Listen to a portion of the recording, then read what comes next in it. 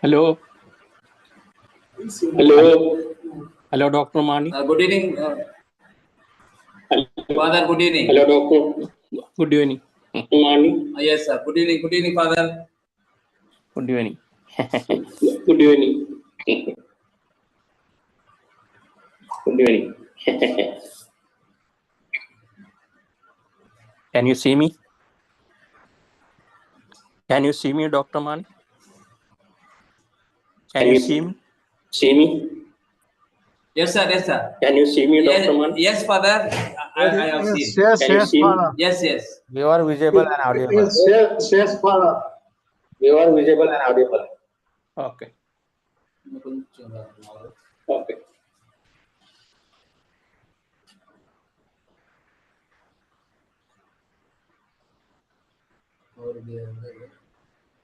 Okay.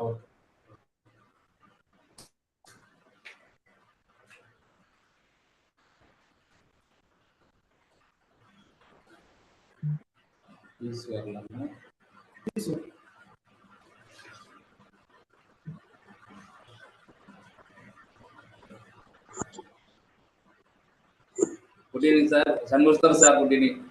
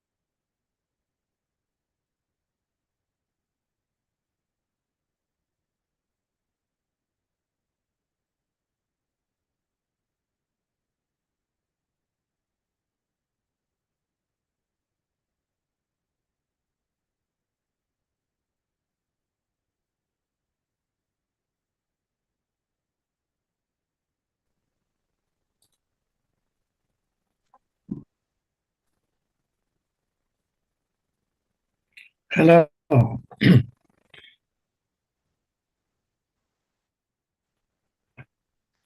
Father Kuriakos. Father Kuriakos.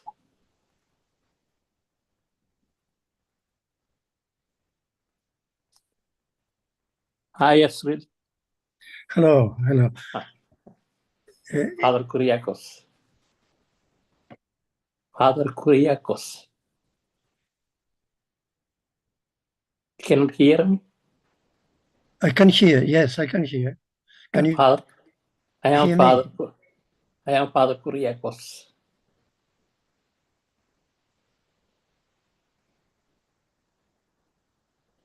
Are we all in place?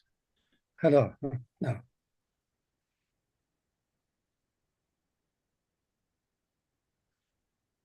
Are you in Berkeley or in India? I am in Berkeley, Okay. in California. Yeah. I studied in Santa Barbara. Oh, I see.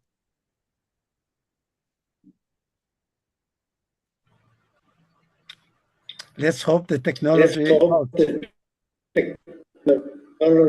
Hello.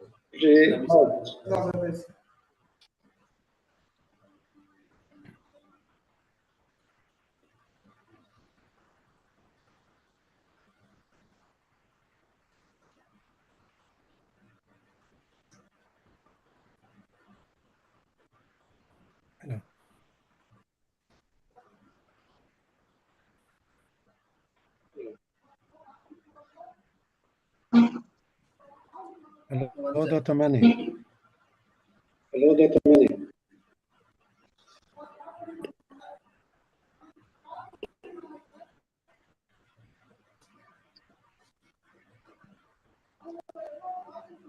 And Dr. Mani is in India, right? Yes, yes.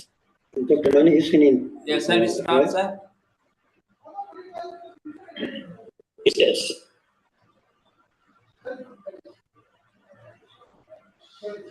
Is Beatriz connected? Dr. Bisio, is she connected? Is Beatriz connected? Dr. Bisio, is she connected? Yeah, Yeah, I'm here. Connected, Father. Hi, Vice Chancellor hi, has come. Beatrice. Yeah, I'm here. Great pleasure. Great pleasure. Hi. Nice to Hi, see you. hi, Great Beatrice. pleasure. Hi. Nice to see you. Hello, Great Beatriz. pleasure.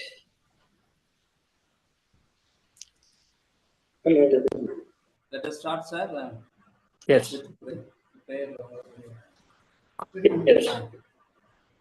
Father, let us start with Yes. prayer. Good evening. We can start. Good evening. We can start. Yes. Good evening. We can start. Good evening. We can start. Good evening, sir. Let us There is start some, with prayer by our some echo. guest faculty, Dr. Lakshmi. Is some echo. Those who are not speaking should shut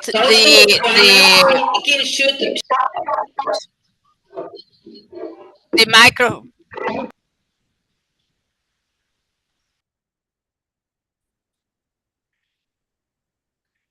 Now I'm not with you. Prayer for peace. Lord, make me an instrument of your peace. Where there is hatred, let me sow love. Where there is injury, pardon. Where there is doubt, faith. Where there is despair, hope. Where there is darkness, light. And where there is sadness, joy.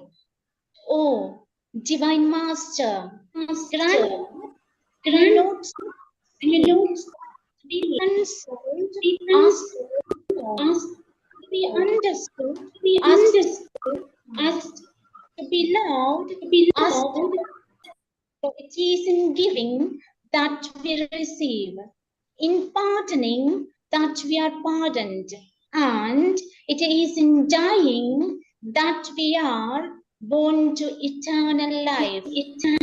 life.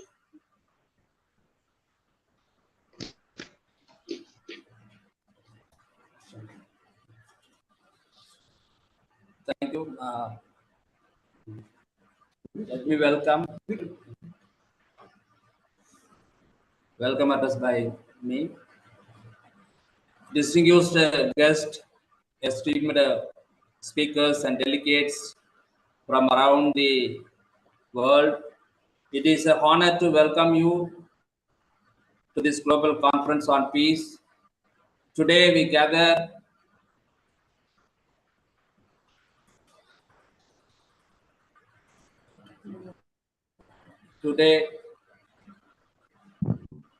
gather from diverse backgrounds and cultures, united by our commitment to fostering peace and understanding. As we embark on this journey, we recognize the complexity of our world and need for collective actions to promote peace, tolerance, and cooperation. This conference provides a platform for us to share ideas, learn from each other, and forge partnership that can help to build a more peaceful world. We will engage in thought-provoking discussions, share innovative solutions, and explore ways to address the challenges that threaten peace. Our goal is to emerge with a renewed sense of purpose and a deeper understanding of the role we can play in promoting peace. In this juncture, the Department of Gandhian Thought and Peace Science, the GANDHIGRAM Rural Institute, deemed to be University, Tamil Nadu, India, is organizing an international conference on world peace. This conference is jointly organized with the Oriental Orthodox Institute, Berkeley, California, USA, and Peace Institute, Berkeley. The International Day of Nonviolence is observed today on 2nd October, the birthday of Mahatma Gandhi. The resolutions by the General Assembly ask all members of United Nations systems to commemorate 2nd October in an appropriate manner and disseminate the message of non-violence through education and public awareness. He was the creator of the mass movement of India. Gandhi exhibited considerable influence of Western thinkers like John Ruskin, Thoreau, and Tolstoy throughout his life. In his Hind Swaraj, he rejected Western civilization for two reasons. First one is basis was the extreme inequality. The second one is dehumanized and depersonalized individual. India has been famous for its spirit of unity and tolerance. The father of nations spent his whole life in propagating the gospel of truth, non-violence, and unity of all communities and religion. I'm extremely happy to welcome our Honorable Vice Chancellor, the most respected Professor Dr. N. Panjanam Sir, the GANDHIGRAM Rural Institute, deemed to be University, GANDHIGRAM, has consented to inaugurate and deliver the inaugural address in the World Peace Conference. I welcome you, sir, wholeheartedly. It is my great pleasure in welcoming Professor Dr. N. Radhakrishnan, the Chairman, Kerala Gandhi Smarak Nidhi, Kerala. He is one of the most distinguished senior, most Gandhian leader and Gandhian scholar. I also welcome him, sir. Since he is on the line, he will come within 1 or 2 minutes.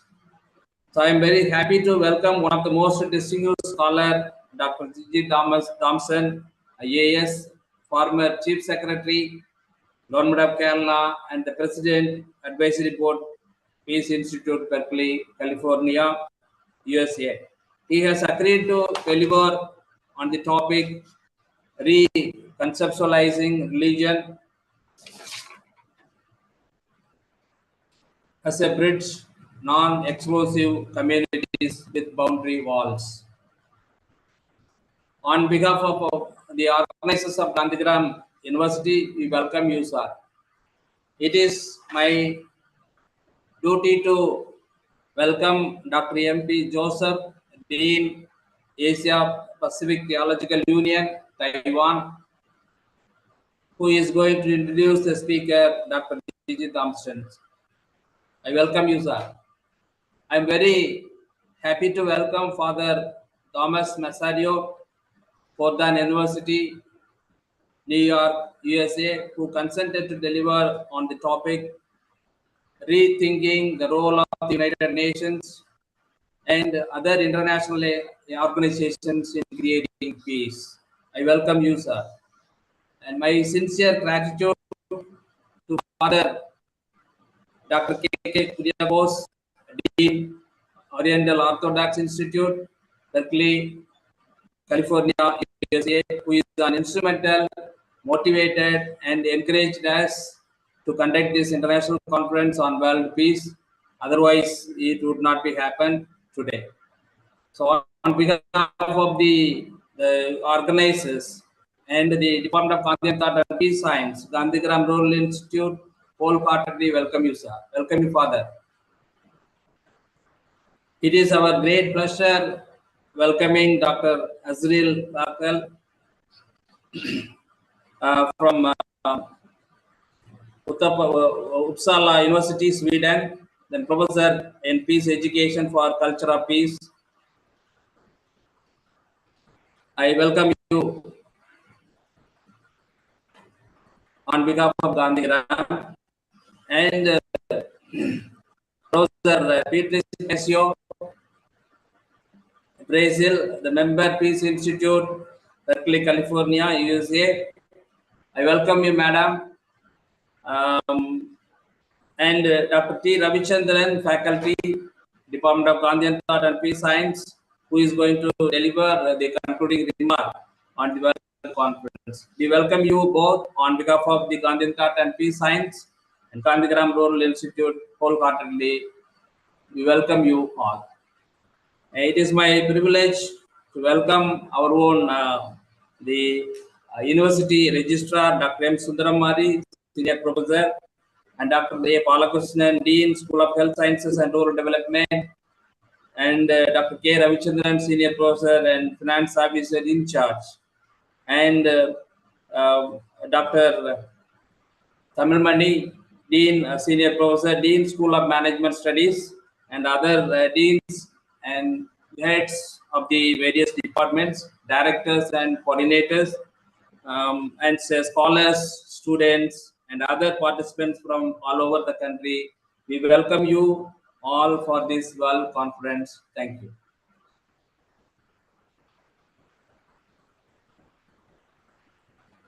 Thank you, Professor Mani. Thank you, Professor Mani. Now I request Professor Mani to introduce our Honorable Vice Chancellor, Dr. N. Panchanatham.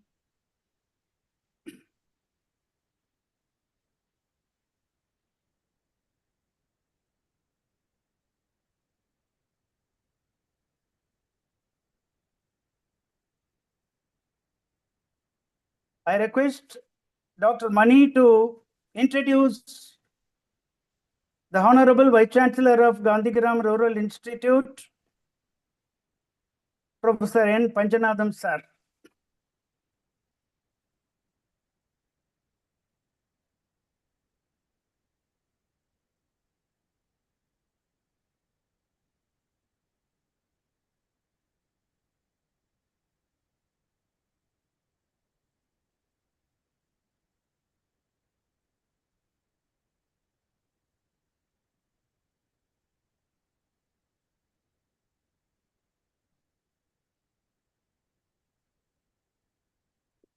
Professor Mani, kindly introduce Honorable Vice Chancellor.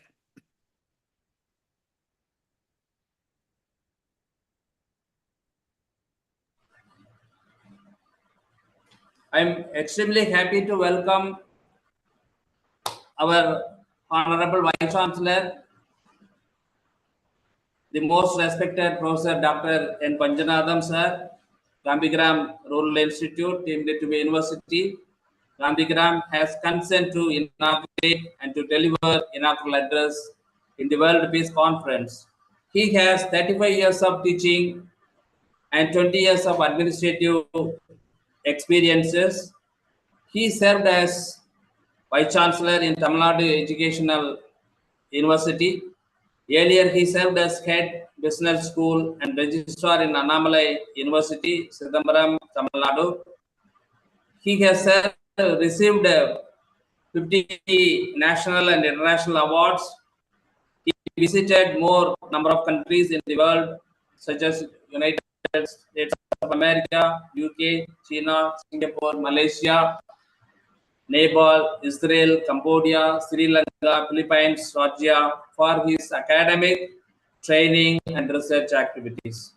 He has organized 412 national and international programs and 1,000 extension programs that he organized. He is visiting professor of USA, Cambodia, Sri Lanka, Philippines, Indonesia and Russia. He has been published 75 books, 140 proceedings, 453 papers published in journals, and he has been served many more academic and administrative capacities as a member, Vice Chancellor, Selection Committee, and many others. As a member of NAC, he visited 70 institutions in India. 642 colleges of education were affiliated through him.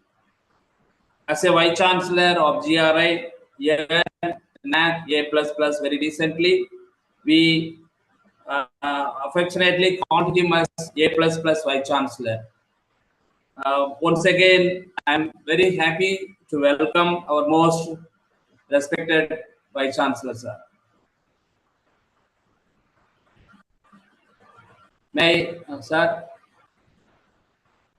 May I request you to invite to deliver the inaugural address, sir? Good evening. Am I audible? Am I audible? Yes, sir. Yes, sir. Yes, sir. Yes, sir. Yes, Sir, yes, sir. Happy Gandhi Jayanti wishes Happy to Gandhi all Jayanti great wishes to personalities. Some echo is coming, no problem. Somewhere. But it's all right now? Are you able to hear? Yes.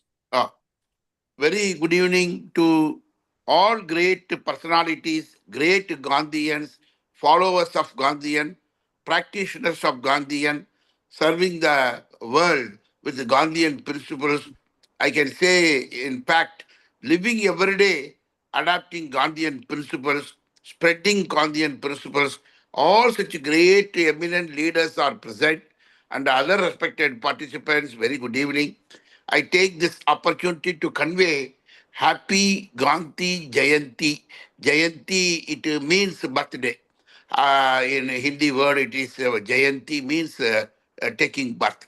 Happy Gandhi Jayanti, it means 156th birthday of Mahatma Gandhi, M.K. Gandhi, Mohandas Karamchand Gandhi, and whose birthday we all have assembled.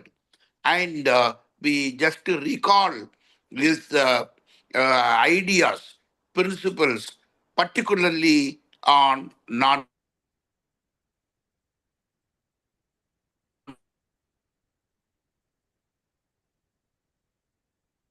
non-violence. Is it necessary? You can see even today, after India got independence 75 years ago, after the whole world has improved scientifically, and bullet trains have come, people are going to Mars and other places, so much scientific improvement.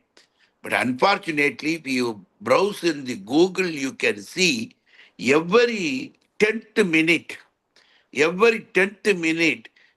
and a woman or a girl is killed in the world. So we talk more about scientific development. We talk more about advancement of computers, we talk more about technology. But another side, I don't say it is there in the Google, you can see every 10th minute in the world, our respected sister or mother, a woman or a girl is killed through non-violence, particularly not by the third person, but by her own kith and kin, her own family members or neighbors or close friends. See, the way in the world technology has grown, developed, peace activities are yet to be developed. How can we say? We can say the statistics every 10th minute. Another statistics is violence is not only killing people, beating people, not only that, non-physical violence also. Very, very cruel. Statistics says the death clock in the internet shows every second, you see, 1 second, 1 second, 1 second, every second, our brother or sister in the world is dying for want of food. Every second, one of our brothers or one of our sisters of any country in the world, 1 second, you see, 1 second, somebody died. See, next second, somebody died. Next second, somebody died. Every second, I'm not saying, the statistics says in the Google and the other chat PPT, you can see. Every second, somebody, our brother and the sister is dying for want of bread, want of dosa, want of idli, want of chapati, some food, want of biscuit, some food. Food is not there, hunger, death is also another type of violence only. It is violence, not only physical violence. When our own sister is dying, we don't mind, we don't know, we did not do anything, then that is to be discussed. That is to be discussed. The way, the growth, the speed with which technology grows, proportionately do we develop ourselves in the peace activities. This is high time. Very great personalities are present. Those who love Gandhiji, those who understand the principles of Mahatma Gandhi, those who practice Mahatma Gandhi's principles, such great personalities are present. But still, we need to repeatedly think on that, discuss some strategies you will have to make, and not only strategies. Recently, I went to Vietnam, and few years ago, there one professor from Seoul, Korea came. He gave these statistics of 1 second, one person is dying due to want of food, hunger, death, poverty. Poverty, that is the reason first and second goals of sustainable development of the world is removal of poverty, removal of hunger, death. That time he collected statistics, analysis, published a paper in high quality journal. Finally, he brought a solution also, the lighter science. That time, the world wanted $300 billion. $300 billion to completely eliminate hunger, death. Nobody will die for want of food. Our brother and sisters will not die for want of food if you have $300 billion in those days when he published the paper. Therefore, this, the alcohol intake by the friends all over the world, the total sales is $3,000 billion. $3,000 billion. If 10% of that, somebody takes alcohol for $100, if he takes it for $90 and $10 alcohol he reduces per year, and he gives it to poverty alleviation or to stop hunger, death, 10%, nobody will die. No brother will die. It's a great violence. How do you know that? You observe. You observe Mahatma Gandhi's words. Unna viradam. Unna viradam. That means you don't eat anything. That means you don't eat anything. Hunger strike to achieve for a good cause. Sitting Mahatma Gandhi from morning to night, how the stomach will be. We all, in all our religions, today also we had inter-religious prayers. All our religions, in particular period in the year, we do this fasting. We do this fasting, not eating anything, one time per day or two times per day. We are unable. When the evening comes, when we can eat, we are waiting. One or two times we are not able to wait per day. Fasting is not possible.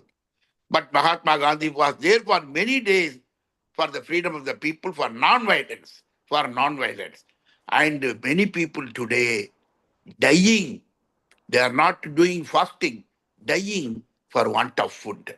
So the speed with which technology has grown, the speed with which other things have grown in the world, peace activities, non-violence activities have not grown. That is the reason in Vietnam he told that if alcohol drink, those who are taking alcohol, if they reduce 10%, if that money is diverted to buy food and give it to poor and powerless who are dying for want of food, nobody will die. But solution is there, unable to implement. He gave another solution, interestingly, but lighter sense, very serious solution. The makeup industry, we apply makeup, powder, paste, so many things in the face. That is also $3,000 billion. Instead of 10 times you apply, we apply 9 times. 10% if you divert to buy food and give it to our brothers and sisters in the world. It's a great violence when you are not eating for 1 day, 2 days. What violence is happening within the individual, we all know. Stop eating for 1 day. Stop eating 2 times, morning and evening, afternoon, night, evening. You see what type of violence is internally is going on. That is also violence. Violence is not necessarily always I should take a gun and shoot somebody. Not only that violence, this violence also. That violence also happens, as I told at the outset, every 10th minute, our sister is killed. One of our sisters in the world, a woman or a girl, is killed in every 10th minute, physical violence. This starving or no food, hunger death, again violence. And makeup industry, if you reduce 10%, divert, people will not die, but unable to do it. Mahatma Gandhi repeatedly says, don't waste food. Repeatedly his principle says. The third solution is all over the world, our brothers and sisters, if we don't waste food, if that food is to be wasted, food is diverted, nobody will die for want of food. So problem is there, statistics is there, discussion was done, analysis was done, brainstorming was done, solution was found out, but unable to implement. Nobody is reducing makeup, nobody is reducing alcohol, nobody is stopping wasting food. So great Gandhians are there. On behalf of Gandhigram Rural Institute, I sincerely say pranam, namaskar, vanakkam, my humbleness to all of you. You are Gandhian philosophers, Gandhi persons with those who are following Gandhian principles. You have been doing yeoman service. We are very happy, very happy. But as you all know, I know everybody knows, we'll have to do a lot. Pending is there. Many more things we will have to do by following Gandhian principles. I take this opportunity to invite all great personalities with folded hands. I welcome you to Gandhigram Rural Institute, which is located near Madurai in Tamil Nadu, South India. 70 years old university. Even today, our children, 4,000 students here, they go to villages, follow all principles of Mahatma Gandhi. In the name of Village Placement Program, BPP, they may study Tamil, English, chemistry, economics, mathematics, agriculture, engineering, whatever they study, they go to villages. They learn many things. They support to rural folk and they help rural personalities all the ways possible. Always our teachers and non-teaching friends, administrators are going with them, staying in the villages, following the principles of Mahatma Gandhi. What is best possible by this institute, which was founded by our great founders, Sri Ramachandranji and Madam Saundaram. They are great disciples of Mahatma Gandhi. They were living along with Mahatma Gandhi ji. They founded this institute through Bhumidhan. So I take this opportunity to invite all great personalities from various countries to come to Gandhigram Rural Institute. This university, as rightly Professor Mani told, recently we earned A++ grade.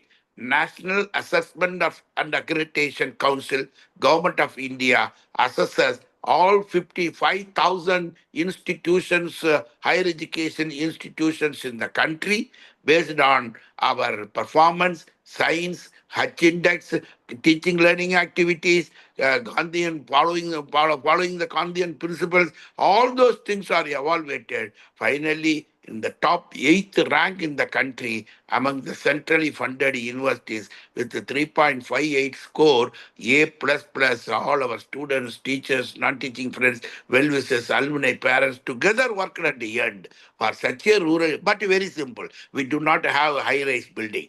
So great Martin Luther King has visited here. So great former first Prime Minister of India, Honorable Nehruji visited this village. Gandhiji himself visited this institute and this place, Gandhigram. And recently, Honorable Prime Minister of India, the sitting President of Prime Minister of India visited. So such a great soil it is. Gandhian principles are flourishing here. And all our students are doing wonderful job. I request all of you to visit, to be with us as our guest. With this note, I am given an opportunity to talk to you for 10 minutes. My 10 to 11 minutes are over. I am very happy to inaugurate this one. And I request that all your input will give much wisdom to all of us, which will help us to continue to follow Mahatma Gandhi's principles, particularly non-violence day to day. The non-violence principles we will follow, we will make the whole world to be more happy or happier than what we have today. Thank you. Pranam, Namaskar, Vanakkam. Welcome to our institute. Thank you, thank you, thank you. So thank you very much, Honorable Vice Chancellor, sir, for your thought-provoking and informative talk, sir. Thank you, sir. Now, I request Dr. R. Mani to introduce the Honorable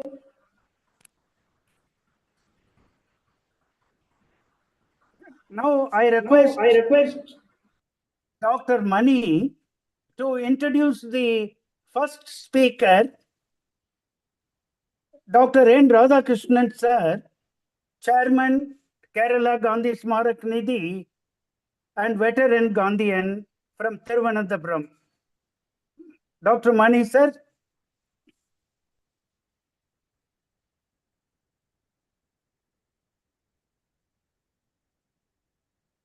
Professor Mani, kindly unmute. Is it audible, sir? Yes, it is audible. it is my great pleasure in welcoming Professor Dr. N. Radhakrishnan, sir, the Chairman, Kerala Gandhi Smarak Nidhi, Kerala. He is one of the most distinguished senior-most Gandhian leader and Gandhian scholar. He has been playing in the global spirit of non-violence by interpreting Gandhian non-violence and peace. He is serving as a teacher, trainer of youth, journalist, theatre worker, and writer. Besides being an actor himself, have been inspiring. Professor has played a key role under the leadership of our founder, Dr. G. Ramachandran.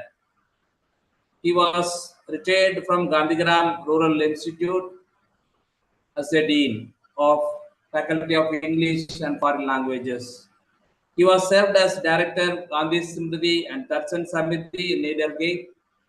During last 25 years, he has been associated with number of peace groups in various parts of the world in organizing courses and programs on Gandhi.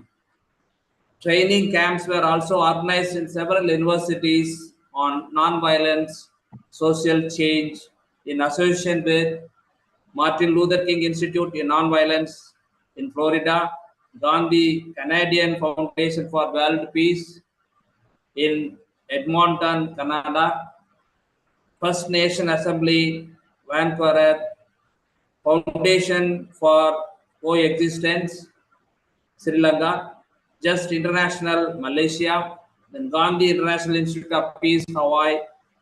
He's a visiting professor and expert on Gandhi, visited 40 universities in different parts of the world, either lectured or organized courses on Gandhi. He has published more than 100 books on Gandhian and Gandhian principles and thought. I'm extremely happy to welcome the dynamic personalities with us today. Thank you, sir.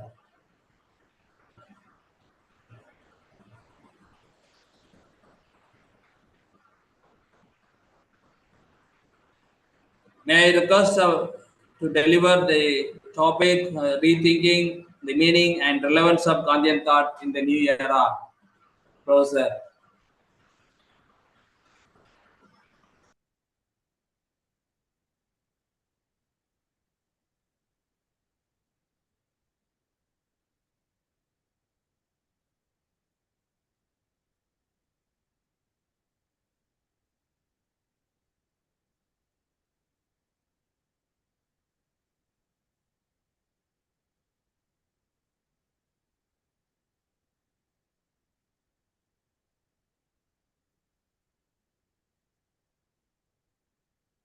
Mute അല്ലേ?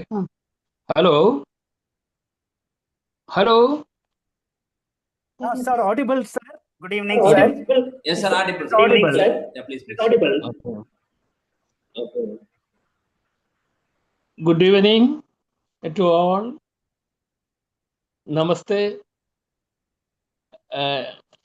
Let me express my profound sense of gratitude to the Honorable Vice Chancellor of GANDHIGRAM Rural Institute Deemed University, Professor Panjanatham, as well as those of you who are part of organizing this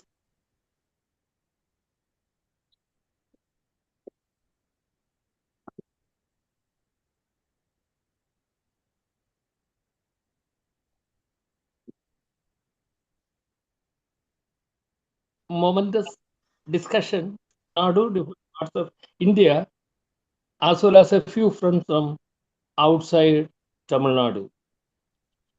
Let me right at the beginning confide you that if I am what I am today, partly it is because of the leadership opportunities, encouragement that I received from all my colleagues when I was part of Gandhigram.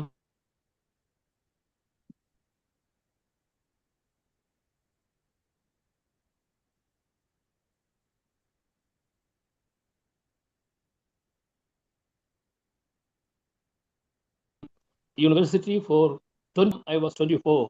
When I left, take up a national assignment in Delhi, that too connected with the upkeep management as well as working out the frame and other details of an international Center for Gandhian Studies under the government of India, situated in the very same place where Gandhiji was assassinated on 30th January 1948.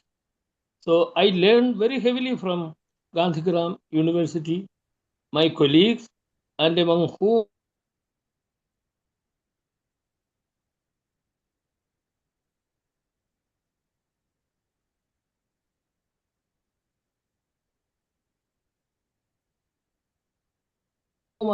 I see today Professor Mani, Registrar, a very old colleague of mine, Dr. Surya Gandhi, with whom I had very, very academic and intellectual engagement and relationship. Let me welcome on my own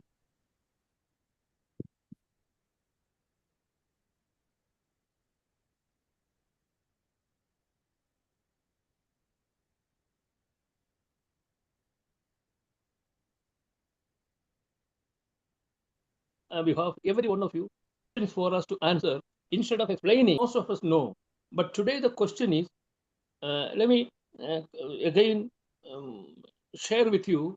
I was in the UN University Tokyo 4 days ago. Before that, I was in the Institute of Oriental Philosophy, that too in Tokyo. Besides the Soka University Tokyo, where I had a few lectures, besides releasing my book on Gandhi, obviously the 100th book of mine that was released there in the Soka University first and later in the UN University. In all my exchanges there, the one question many of them kept on asking me was, both the faculty as well as the young people and research scholars, what are the lessons from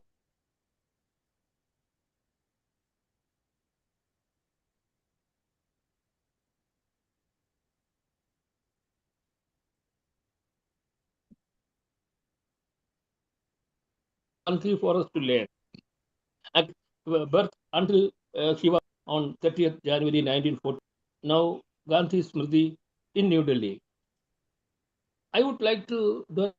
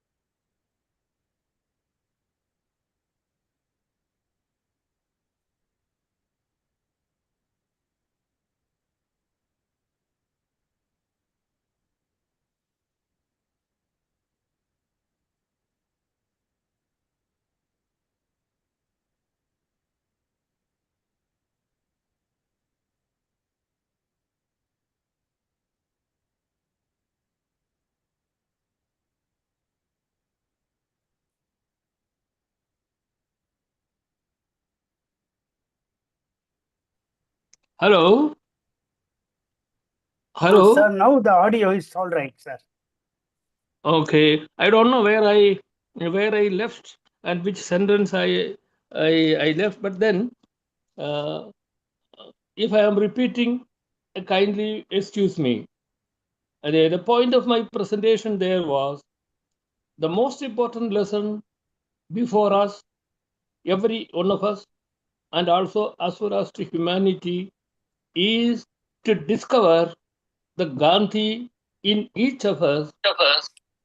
That is a most important lesson, and also the challenging question before us. How do we do it?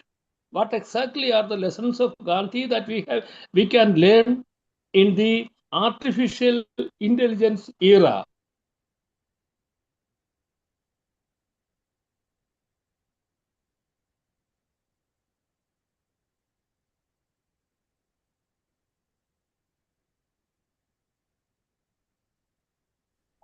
Gandhiji, who began his 80 as well as after his return to India in 1915, and until he was felled on 30th January 1948, during the 52 years of his life. How did he regulate his life? He began establishing a community of truthers of truth, seekers of truth.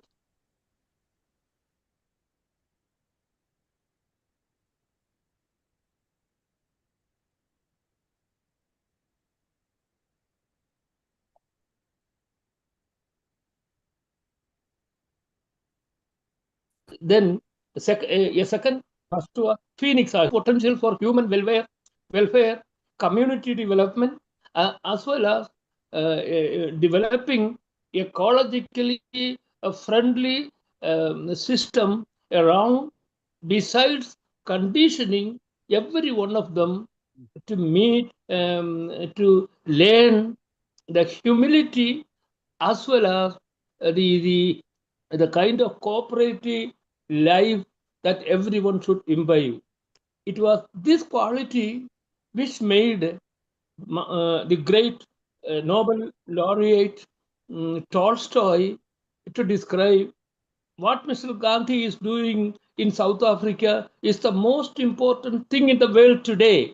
Just imagine, Tolstoy had never met Gandhi, but the kind of letters that they exchanged, the kind of words that they exchanged, and the way Tolstoy encouraged Gandhi and hailed him as the future light with whose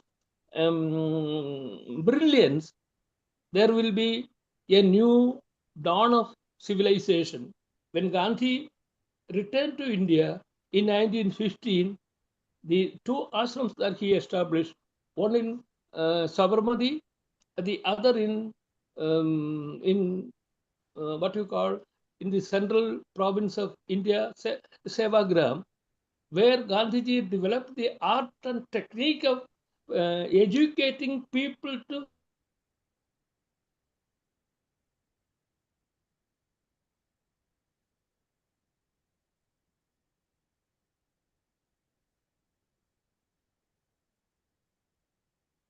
fight for not only for the rights to take, but then he said the freedom. One is you should ask yourself what kind of social system are you developing. All around there is inequities in the name of caste, in the name of religion, in the name of money.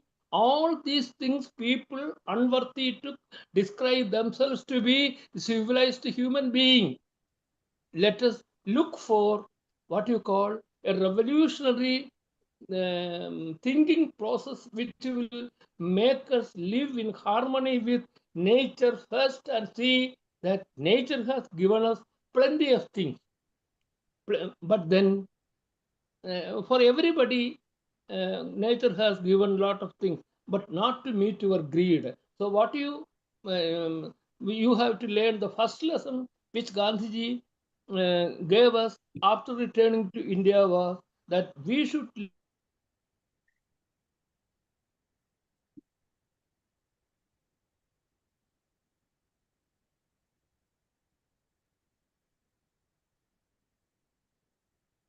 live in such a way that we should give. Nature doesn't have enormous of things for us to live, but then if we are going on expending all these things, what will happen? What are you going to reserve for the future generation if you are finishing all what the nature has kept us preserved for us? So this kind of attitude, if one leaf is cut, we should be able to plant so many trees, so many saplings, which will give us shade, which will give us enough oxygen, which will regulate the weather conditions. But then we have forgotten all these things. So when we ask all these things, the second question that comes to our mind is, in the mad race of consumerism, in the mad race of colonialism. We say colonialism is dead. What kind of colonialism is dead? Who says colonialism is dead? Colonialism is back with a vengeance. Let us ask, let us remember this question. Colonialism is back with a vengeance, and then consumeristic culture, materialism has all taken not back seat, but they have almost captured us, and we have all become almost slaves. And we have a situation today where the worth of an individual is not calculated on the basis of his scholarship or his contribution, but on the basis of his money, on the basis of his health, on the basis of his wealth. And ordinary human beings are reduced to the status of what you call just a consumeristic object. It is this Gandhiji fought. Gandhiji wanted a humanistic revolution, a humanistic revolution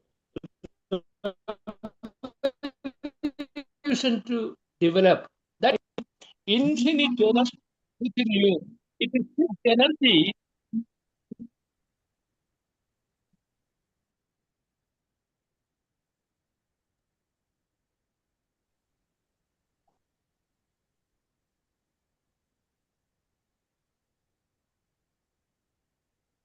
I'm sorry, there's a cut.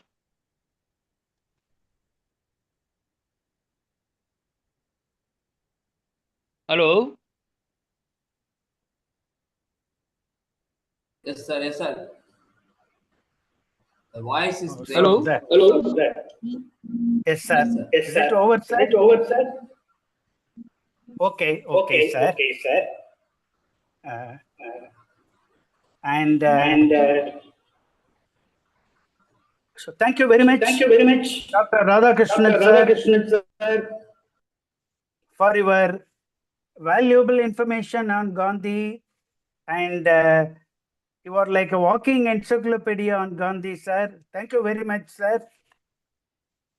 Now we go for the second talk, very important talk.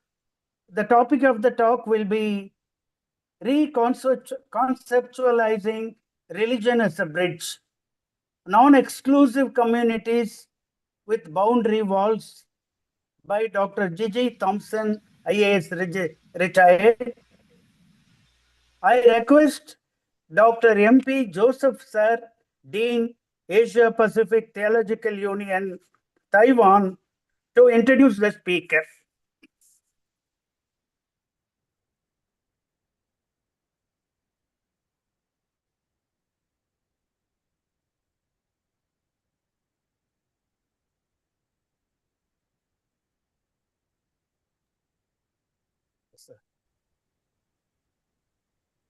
Allow me to So respect. unmute.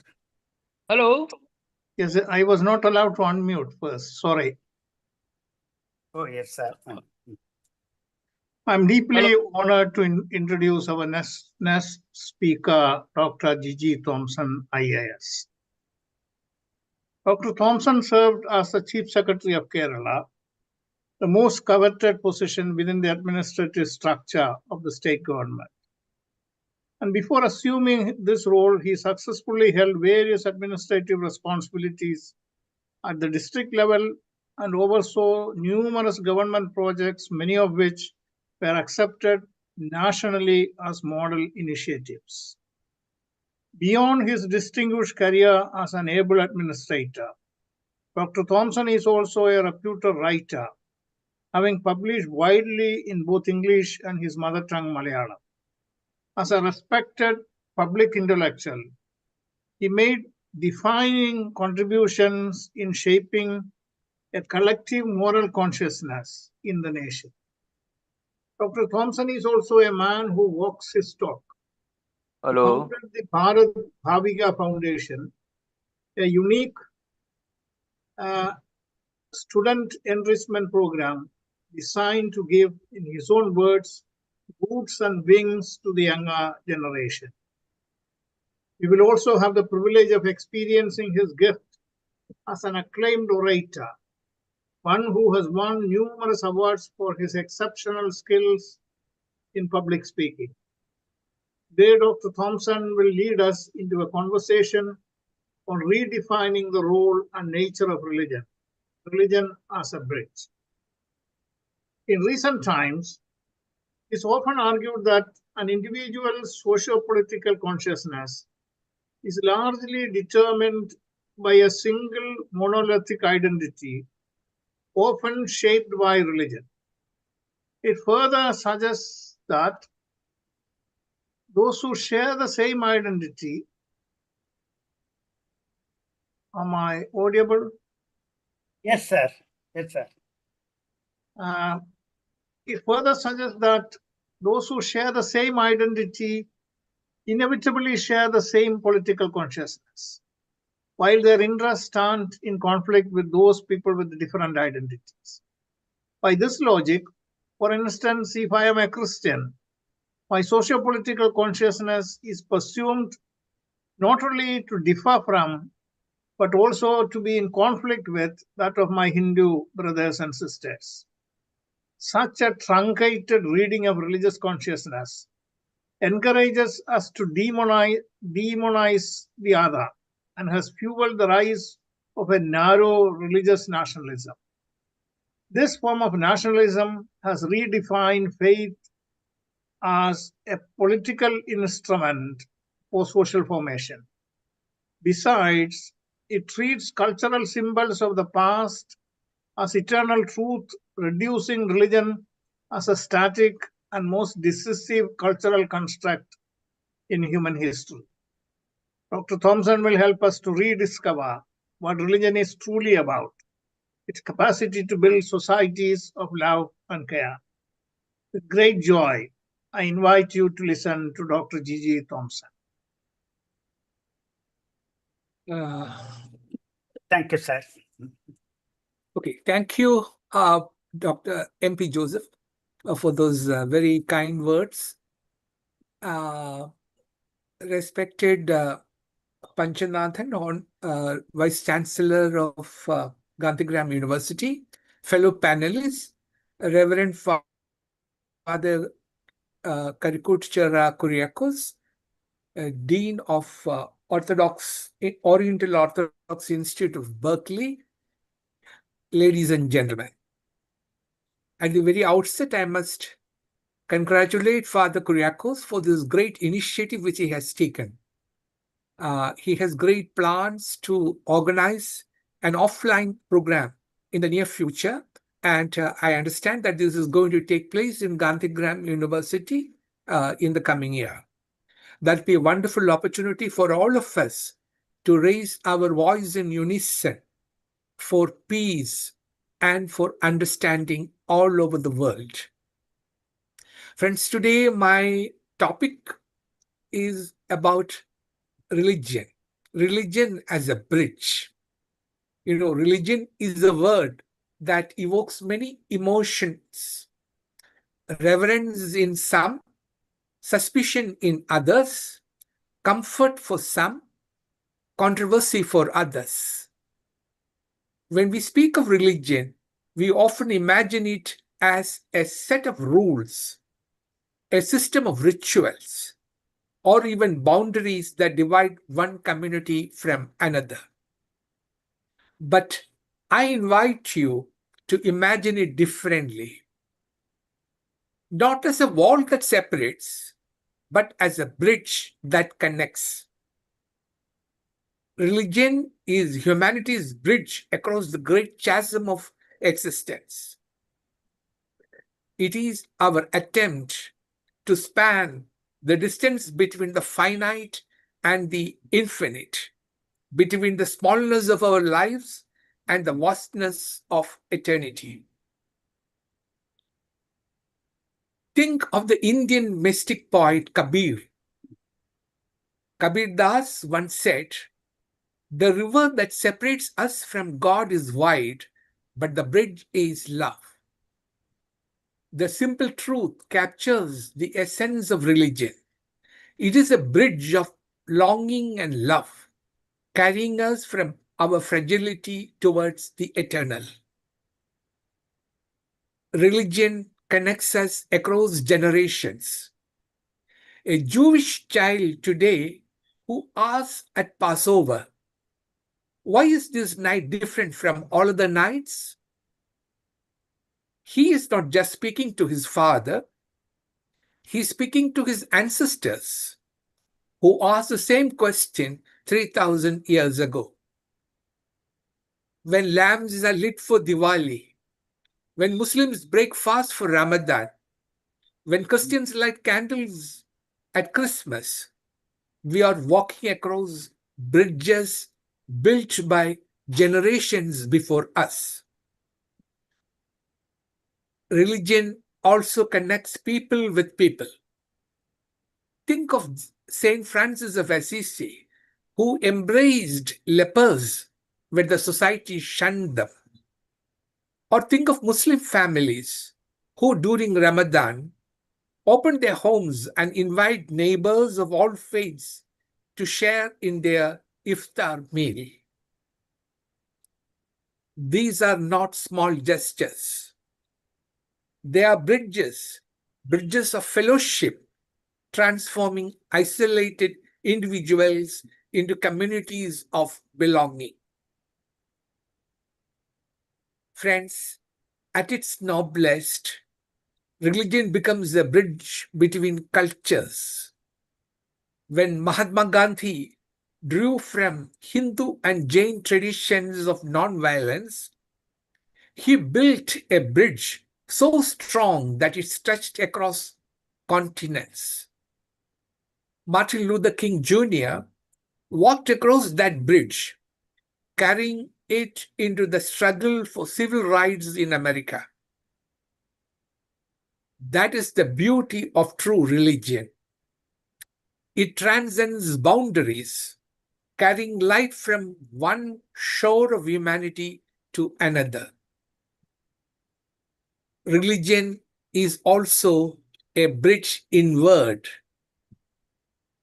Thich Nhat Hanh, the Vietnamese Buddhist monk, said, "The miracle is not walking on water. The miracle is walking on earth." Religion, at its deepest, is an invitation to cross from distraction to awareness, from restlessness to the stillness of the soul. Friends, allow me to share an experience that shook me and showed me the power of this bridge. You know, as an IS officer, I had the occasion to serve both governments, government of Kerala as well as government of India. And in 1996, while I was serving as private secretary to the Minister for Personnel, Government of India, it was a lady minister called Mrs. Margaret Alva. You know, one day, a chilling headline appeared in the newspapers.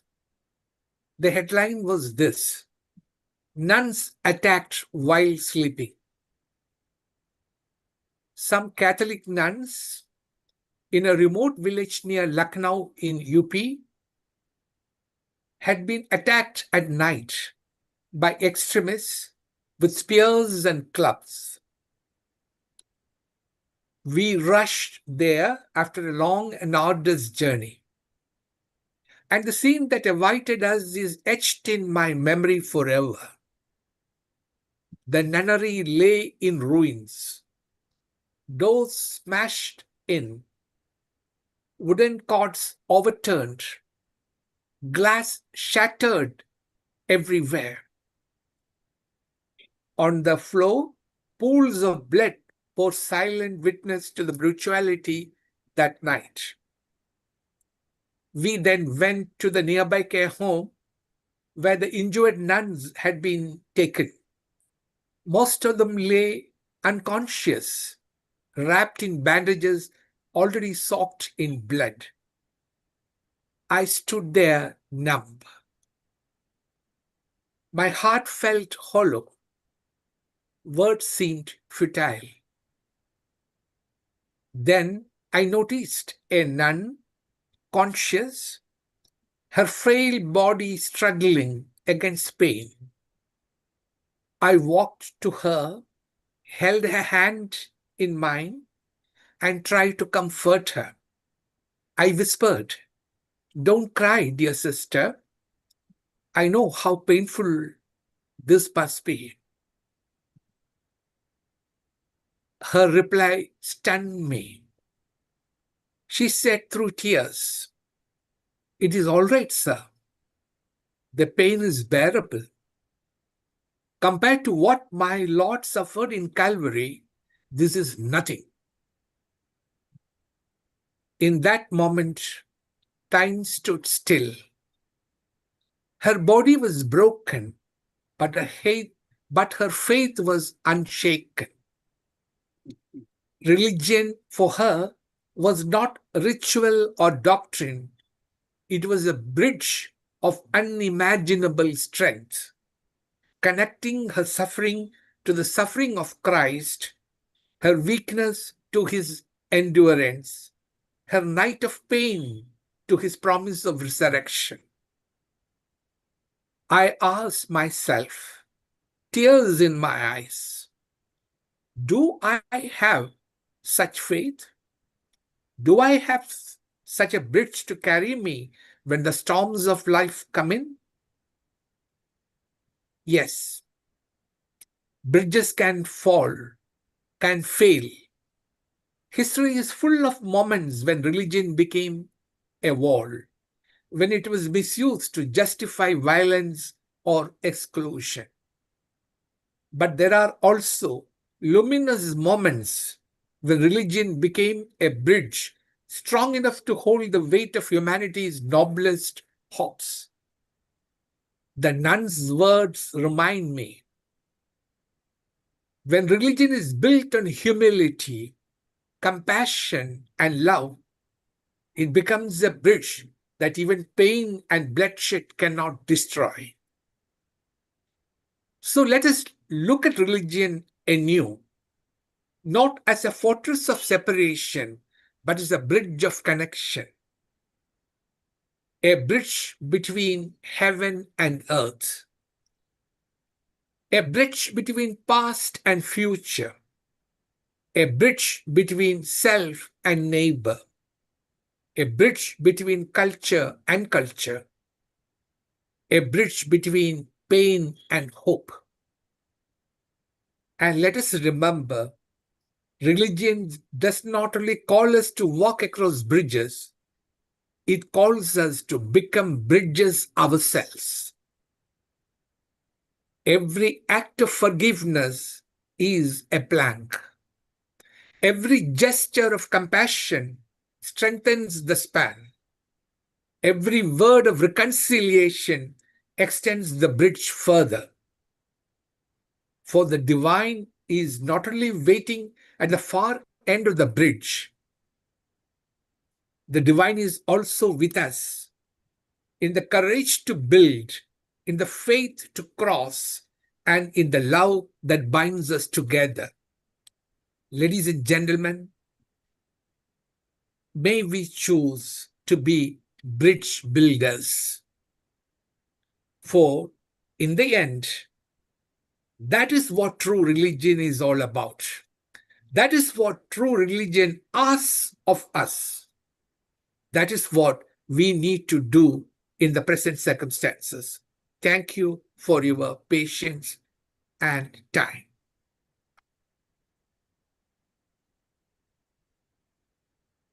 Thank you, sir. Most respected Dr. G.G. Thompson, sir.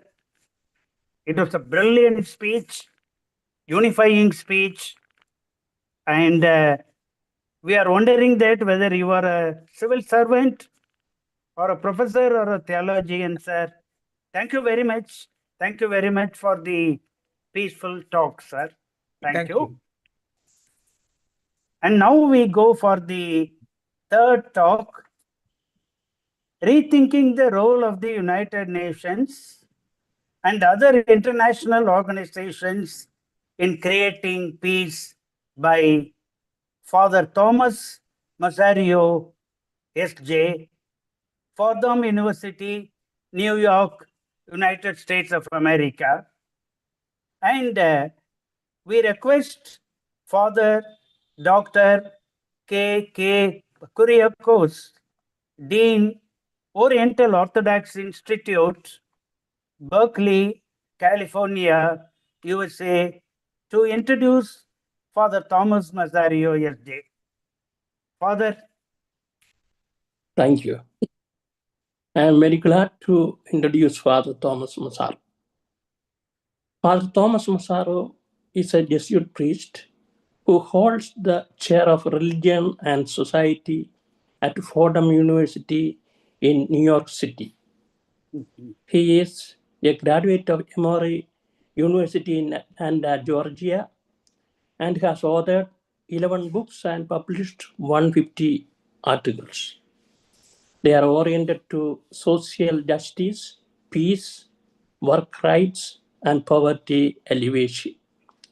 A former columnist for America magazine, he writes and lectures on topics such as the ethics of globalization, peacemaking, and environmental concern. In addition, the role of conscience in religious participation in public life, and developing a spirituality of justice. His recently published 2 books, Mercy in Action, The Social Teachings of Pope Francis, and another one is Pope Francis as a Moral Leader. He also teaches courses in peacemaking and the role of religion in public life. Welcome to Father Massaro.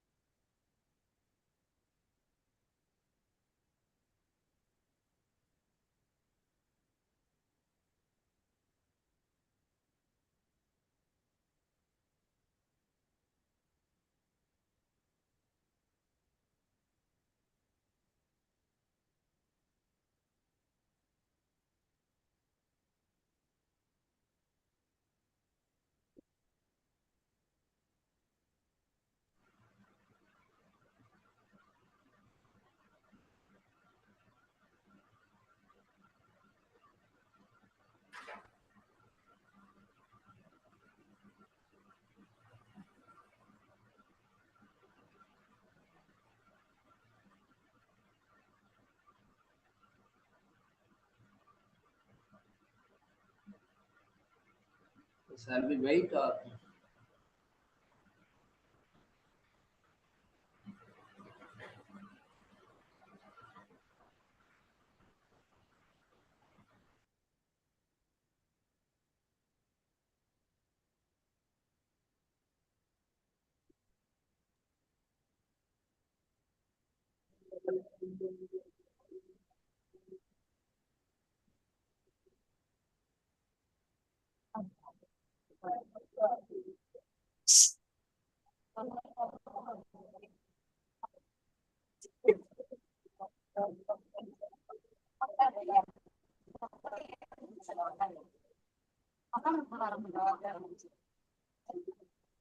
Father Masario, sir.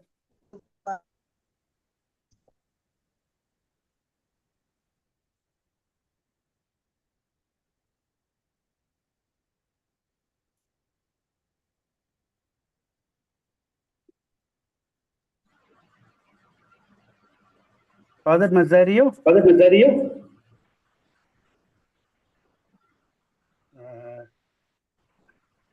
Gentle reminder. Gentle reminder.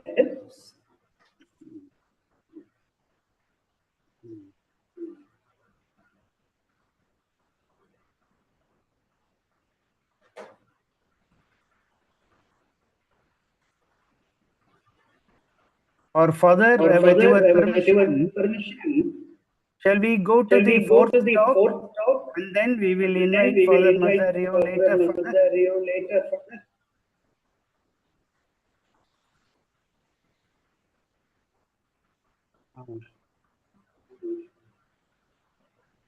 Yeah. Okay. Okay. Sorry, now we go for the fourth little preponement, and the talk will be delivered by Dr. Azrael Bakal Roig, PhD.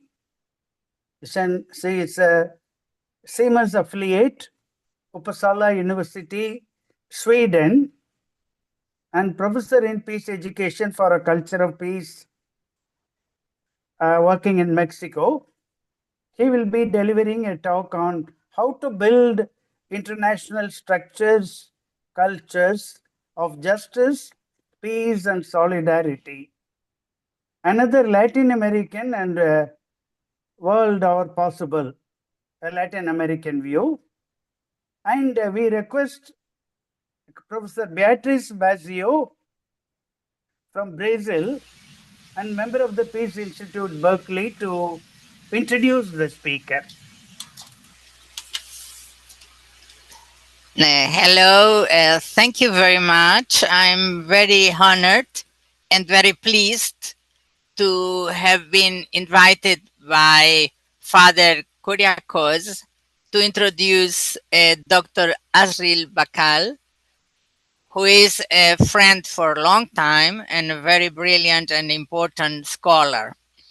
I'm also very pleased to take part in this discussion in this very moment, because we have to unite ourselves in face of the challenge for peace that our world is nowadays facing.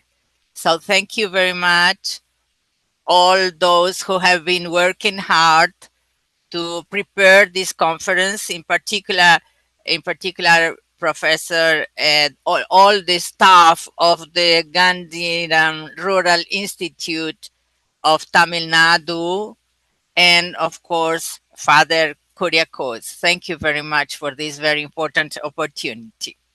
So, in relation to Professor Azrael Bakal Roig, he was born in 1941 in Peru. He has a background in agricultural engineering with practical experience in the Peruvian agrarian reform and research on rural development in Mexico and in indigenous areas in Latin America. His doctoral degree in sociology from Uppsala University deals with ethnopolitics from a critical concern with democracy and social equality.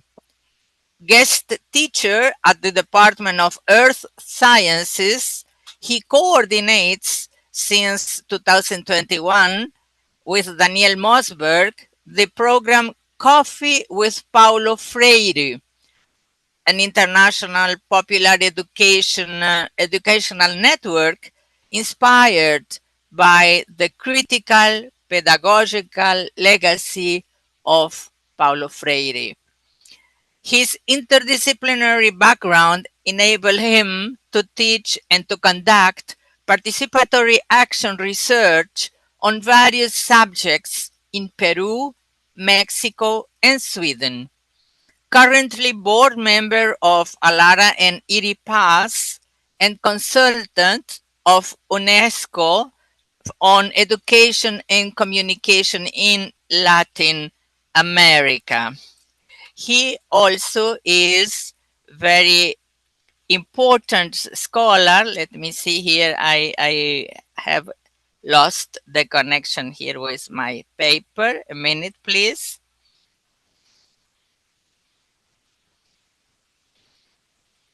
I'm sorry. Have difficulty here to with the connection. A minute, please. Here, yeah. So he also coordinates the project Quality of Working Life and Democratization in Latin America at the Uppsala University. And it's important for this very particular moment in our conference to know that Professor Roy is an engaged scholar for peace and human rights. He is a member of the Network University and Social Engagement Network in Spain and a representative to the global tapestry of alternatives led by Ashish Kotari, the son of Rajni Kotari, the renewed Gandhian scholar in India. He also joined as peace activist the peace and anti-war movement in the US in the 60s and became a member of the International Peace Research Association and its Peace Education Commission in 1972, thereby becoming a board member of both organizations. He continues to be a professor of a doctoral course in peace education for a culture of peace at Puebla, Mexico, and he organized a network of culture for peace in the Uppsala University. During his participation at the 1975 UNESCO-sponsored IPRA Congress in Varanasi, India, he befriended Narayan Desai, the son of Mohadeo Desai, who was Mahatma Gandhi's personal secretary. In addition, I'm finishing. In addition to staying in Savagram Gandhi's last ashram, he had the privilege to meet Jadaprakash Narayan and Vinoba Bhave Bodhan movement. When Indira Gandhi jailed GP Narayan, he organized a press conference in Lima, Peru, with Devi Prasad and Conrad Borst, a lifelong Guardian activist, to liberate GP from this unjust imprisonment. Nowadays, he continues active as visiting professor at the master program in applied ecology at the University Nacional Agraria La Molina from Peru. And in this very year, in November, he will teach at this university a program on philosophy and ecology. And finally, I will say that he is at the age of 85, very active in environmental, climate, cultural, and socio-political justice movement in Sweden and in Latin America. Therefore, it was a privilege and a joy for me to have been invited to present this fellow speaker. Thank you very much. Great pleasure to be part of this event. Oh, sure. Thank you. Thank you very much, Dr. Bizio, for the detailed introduction, very useful introduction. And respected Father Thomas Mazzaro, Your talk will be followed after the talk now we are going to present. Yours will be the next talk further. So kindly bear with us. Yeah, please. Now we request Dr. Azril Bakal Roig. Here. Hello, can you hear me? Can you hear me? Yeah, it's okay. We are hearing you. Okay. Well, I feel very shy after this presentation by Dr. Beatriz Bicia. I didn't know so much information could be packed in such small piece of time. But let me thank, to begin with, this occasion, this opportunity to share some ideas, some reflections, some relate to what I've heard this afternoon, and very honored to be part of this international conference on world peace, especially, as Beatriz said, in a world gone berserk, in a world that seems to be in a suicidal way, going for world war, for world violence, for world destruction. So this is a very critical time to be addressing such issues. So in honoring Gandhiji, Mahatma Gandhi's 156th birthday and the 18th International Day of Non-Violence, let me begin by saying I've changed a little bit my title, and I will explain why, and I will try to abide by the time rules.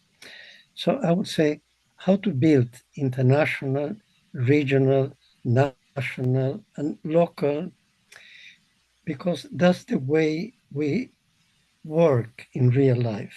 It's globality, how the global impacts on the national, on the local, and at the same time, how from the local we can influence the national, the regional, and the international. I think that's the kind of globalized world we live in. And there is a term that was coined by Professor Uman. Teki Uman was from India. He's a Christian Indian. And he speaks about globalism, because globalism rhymes with colonialism. And in a way, we are today harvesting the consequence of the last 500 years of what was the colonial conquest, the colonial globalization that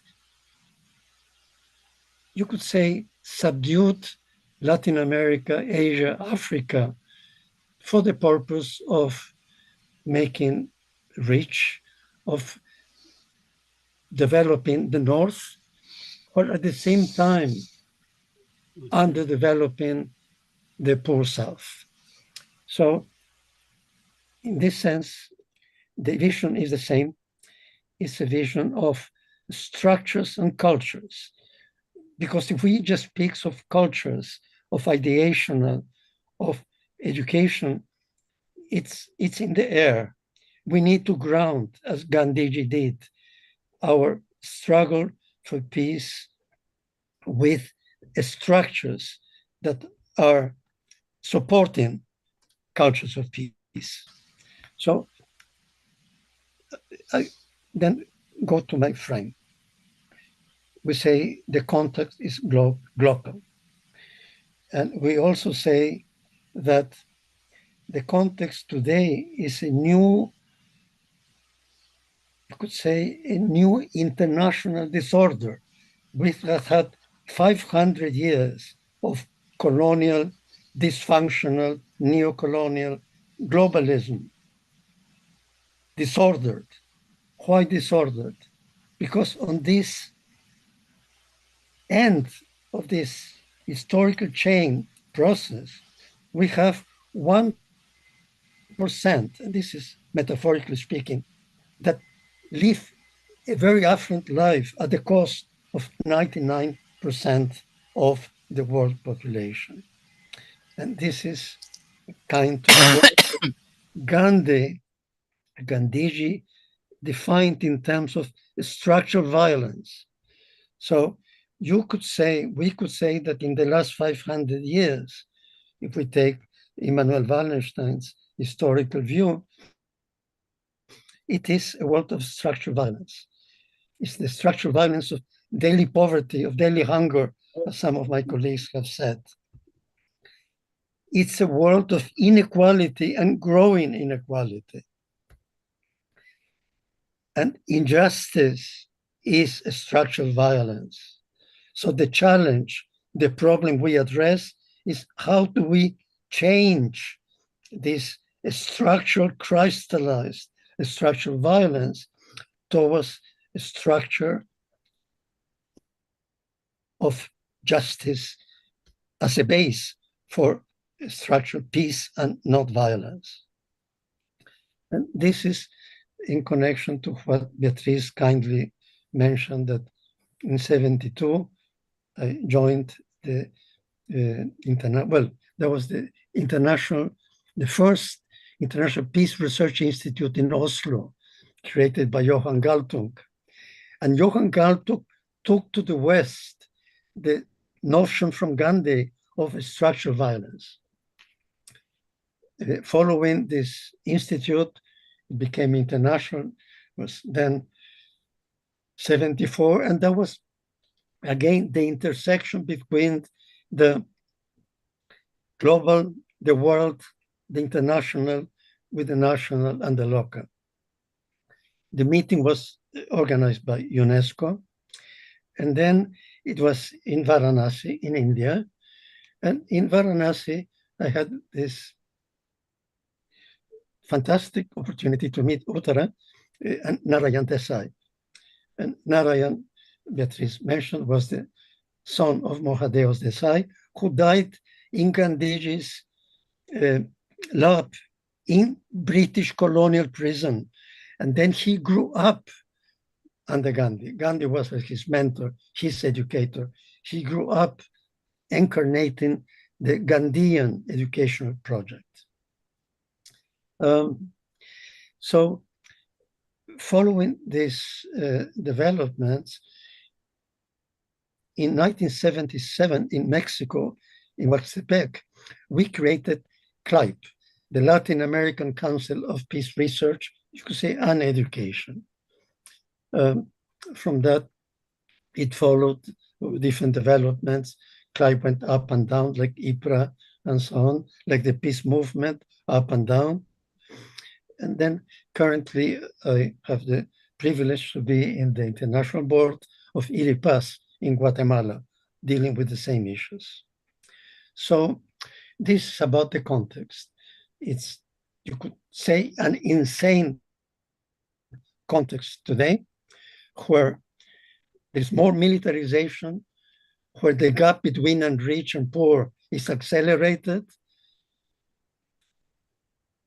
when the production and sale of weapons is accelerating, where in the United Nations, and we'll see what the following speaker, the Jesuit colleague, will be saying. It was a vision when it was created in 1948 in the preamble of the United Nations that we'll avoid war for the sake of the coming generations. That was the vision. But we have today something doesn't make sense. It's absurd. Evo Morales has called that, when he was president, the Council of Insecurity, the Insecurity Council, with 5 members with veto power because they have nuclear weapons. And they are the largest producers of weapons. And they call it then Defense Ministry. And this is Orwellian English. We don't accept it. It's the source of insecurity in the world. Because when these weapons are used to kill people, they create insecurity. So if we want to speak of a United Nations according to his vision of peace, we need to reform if it's possible.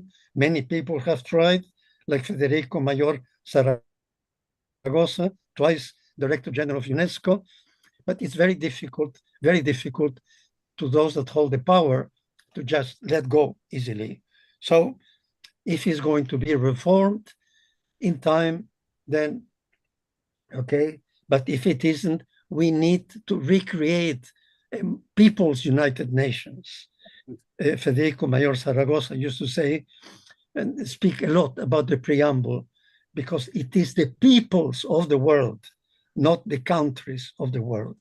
And that's important, because in this club of nations, you tell me, we know that very few, if any, it's based on democratic base.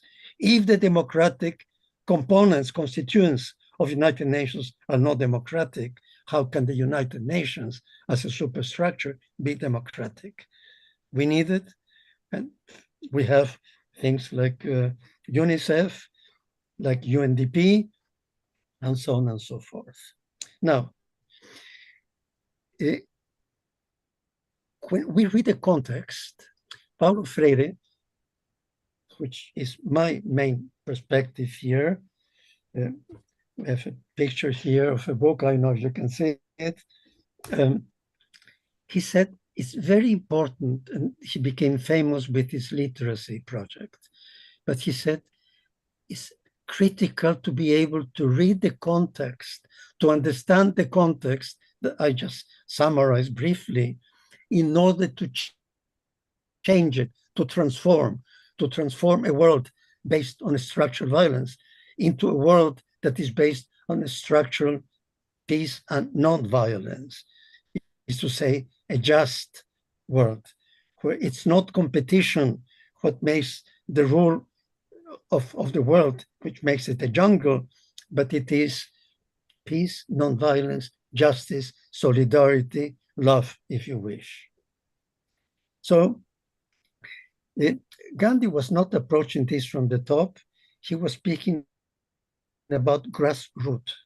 This is Sarvodaya, this is Ahimsa. And my Indian fellows know what I'm talking about. Now, there is a connection between Gandhi and Freire. In 1974, UNESCO gave him the award of being a peace educator. Being a Latin American, a Brazilian, he said, we cannot do the same kind of peace education like is done in the North. From the South, we need to say struggle, education for justice and peace, because without justice, peace is a misnomer. Peace is not worth the name of peace. So that was a very clear line, and this is the line that supports my work since, I guess, the 60s. I think I've been active for 67 years out of my 84. I'm not yet 85, Beatrice. I hope to become 85 and to continue to struggle for that. Looking at emblematic persons like Gandhi, I'm thinking of Cesar Chavez, the Chicano leader in California that created the United Farm Workers. And I think he was in the same spirit as Mandela, as Gandhi, as Desmond Tutu. You could say that he was our Latino, Mandela, Gandhi, in California. But let's not forget that California and half of Mexico was taken by force by the United States, kind of colonialism or imperialism. Half of Mexico was taken there. So you could say that there is a Latino part in the United States, even though Trump may not like these people and wants to send them back to Latin America. So what other perspectives do I bring to read the context?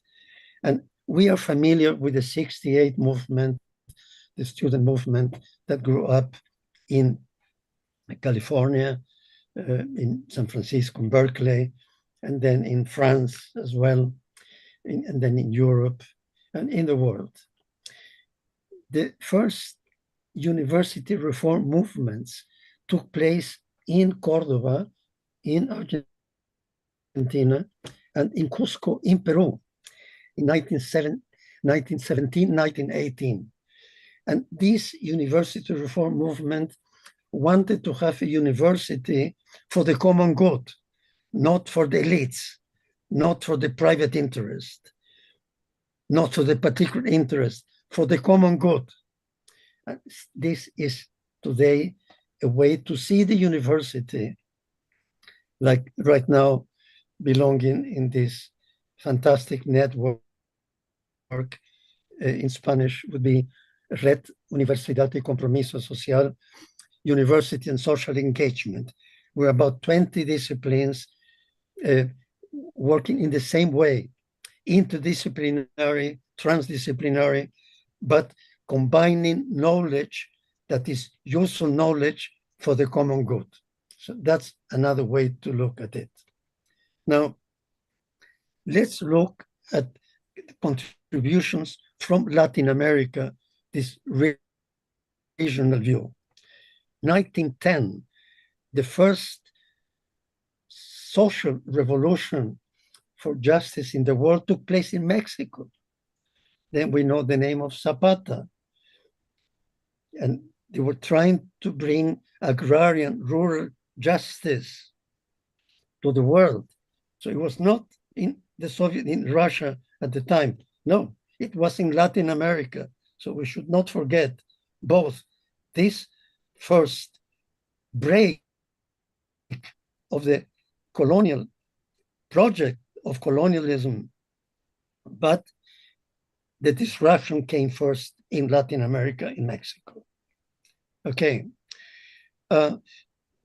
Even though Mexico had this terrible 2 years or more revolution, 2 million, 3 million people, we don't know. The first time that this struggle crystallized in politics was with Cárdenas. President Cárdenas from 1936 to 1940 did the deepest reform in Latin America for justice and then for peace. There was an agrarian reform. There was a lot that could be done in 6 years period. Okay. In Peru, in Latin America, we had something similar.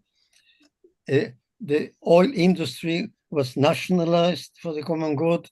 Juan Velasco Alvarado, I know Beatriz knows about it very well, from 68 to 74. And I was privileged to work during this period, 69 to 76, as advisor to the Minister of Agriculture in agrarian reform and peasant education. And Paulo Freire and his team that were exiled in Chile after the military coup in 63, 64, they came to Chile. And then Pinochet did this bloody coup with Kissinger and Nixon and company. And he was exiled in the World Council of Churches. And in Geneva, his boss was a Swedish theologian. And I've interviewed him. He's no longer alive. And I intend to publish this interview that makes a connection again between Sweden, Freire, Brazil, and he was very earnest in 74 onwards that Paulo Freire and Gandhi were very important today. And we'll try to say more about that.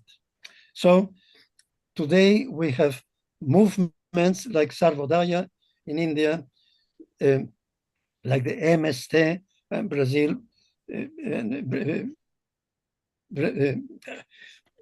Beatriz knows about the landless peasant movement in Brazil. In the world, it's called Via Campesina. And it was very special when Rafael Heredia, the president of Via Campesina was in Mumbai for the World Social Forum, and he met with Narayan Desai. It was historical photo. And also in Mumbai, in the World Social Forum, we had a tremendous, very large session where Narayan Desai presented the Gandhian approach to peace education. And we had the Freirean peace education, and Aníbal Quijano from Peru presented a Marxian, not a Marxist, non-dogmatic approach to education, critical education. More from the church side, in 1967, the Documento de Medellín, a very powerful document from the progressive church in Medellín, Colombia, that then you could say was part of the liberation theology of Gustavo Gutierrez, of Leonardo Boff, Indian theology in the Indian sense of Latin America, that is not really Indian, with Monsignor Samuel Ruiz, with Ivan Illich, and so on and so forth. So today we have this kind of grassroots movement that Gandhi was well, very actively, his life was an active life in terms of mobilization for peace. Peace is not a passive process, it's not a pacifying process, it's an activating process. So the MST in Brazil, Via Campesina, the World Peasant Organization, and in Chiapas, in Mexico, in the Yucatan jungle, the Zapatista movement since 1994. So what is the problem then? The problem is, how do we take the power from the powerful that don't really care for the world, for the climate, for the environment, for people? They only care about millions or billions. They are billionaires, they want to be trillionaires. Something sick, insane about that kind of madness. So United Nations decided in, let's say, 48, Truman was president, the president that had Hiroshima and Nagasaki been inflicted this incredible nuclear genocide in these countries in the 6th of August 1945. So if the world that United Nations inherited after the Second World War was a world where 2/3 of humankind lived in so-called underdevelopment, then development came to be the mantra to diminish the gap between rich and poor, to ensure a kind of democracy to respond to the totalitarian regimes of the first half of the 20th century, the most bloody century in our human history. So the kind of development that Truman and developmentalists created then was very much modeled after, you could say, a Western, an American view of development. So to be developed was to be like the state, to be consumerist, like in the state. Remembering Gandhi's sense of humor when he was asked about Western civilization, he said, well, wouldn't be a bad idea if it would exist, right? So to respond from Latin America to this kind of developmentalism, what Gandhi actually called maldevelopment. And in the theories of development taught in the West, they forget about Gandhi's Swadeshi. So when I taught in Mexico, in Peru, at the Catholic University, development theories, I introduced him to Swadeshi, to Gandhi's view of what is maldevelopment. We shouldn't forget that, because there's kind of developmentalism that hasn't solved any problem after all these centuries, all the decades of development. But Swadeshi was something that made sense. Yes, was a kind of agrarian socialism that was sustained from below. And we know what British colonialism did with that. So, trying to finish my presentation, I was invited in Colombia to the second meeting of civil society for peace in Colombia. The country has suffered incredible, cruel kind of violence, over hundreds, thousands of people killed. And I think it was the year 2000, I was in Cali, open air, and De Vincenzi, the representative of UNDP, United Nations, he said it very clear. In Colombia and in Latin America, in the world, you can have neoliberalism or you can have peace. You cannot have both. So this is a very important line to address. So I would say that how to get this transformation, this transition from structures and cultures of violence to structures and cultures of peace and nonviolence. So we speak of education, but education in the transformative sense that Paulo Freire was advocating, that Gandhi, I'm sure, would agree, is transformative education to think critically about the kind of world we inherited, we live in, to transform the research that produces knowledge for the rich into knowledge that is action research for the common good, to get knowledge for the common good. And then also popular education and popular communication. And this is what we are doing with our program, Coffee with Paulo Freire, that started in Porto Alegre in Brazil, grew up through the state. It's the south of Brazil, limiting with Argentina, Uruguay, Brazil's Beatriz origin country. And then it became viralized to Sweden, to Greece, and today it's a global educational, popular education program, again, for the common good. So we look today to change, not at the top, because they don't want to change. They're short-minded, they're insanely selfish. We look at social movements from below. Then we are with Gandhi, like the World Social Forum, a place where social movements met for that. Now, what about education for cultures of peace? Elise Baldwin was a Quaker, and she wrote a beautiful book, Cultures of Peace. Not culture, cultures of peace.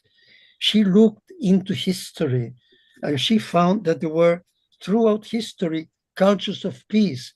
For example, in Crete, in Greece, 1,000 years of peace. So when people say it's not reminder, sir.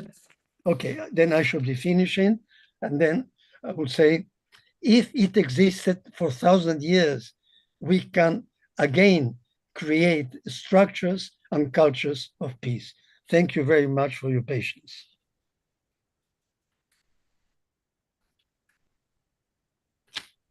Thank you very much, Dr. Roy. Thank you very much for your commitment and faith in peace and your belief on Mahatma Gandhi and your passion for the Latin American region. Thank you very much, sir. Thank you. Thank you. And now we request Father Thomas Mazzaro, SJ, to deliver his talk on rethinking the role of the United Nations and other international organizations in creating peace. Father Kyriakos has already introduced you, but still we want to say a few words by Father Kyriakos in your presence. A few words, Father Kyriakos, please. Okay.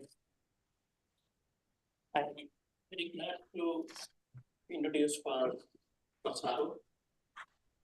Father Masaru is the chair of Religion and Society at Fordham University. He has authored 11 books and published 150 articles. Recently also he published books on mercy in action, the social teachings of Pope Francis, and another one is Pope Francis as a moral leader. He also offers courses in peacemaking and the role of religion in public life. Welcome to Father Masaru. Good. Thank you very much, Father. And I apologize for joining late. I miscalculated the time zones by 2 hours. That's a terrible mathematics mistake. But I think in the next 10 minutes or so, I'll be able to walk this wonderful group of people. I'm so grateful that we assembled so many people on this Zoom webinar, just through a little bit of the Roman Catholic tradition that I represent as a Jesuit priest in the Roman Catholic Church, a little bit of the tradition, and then maybe looking to the present, the past, the present, and maybe even a little bit into the future.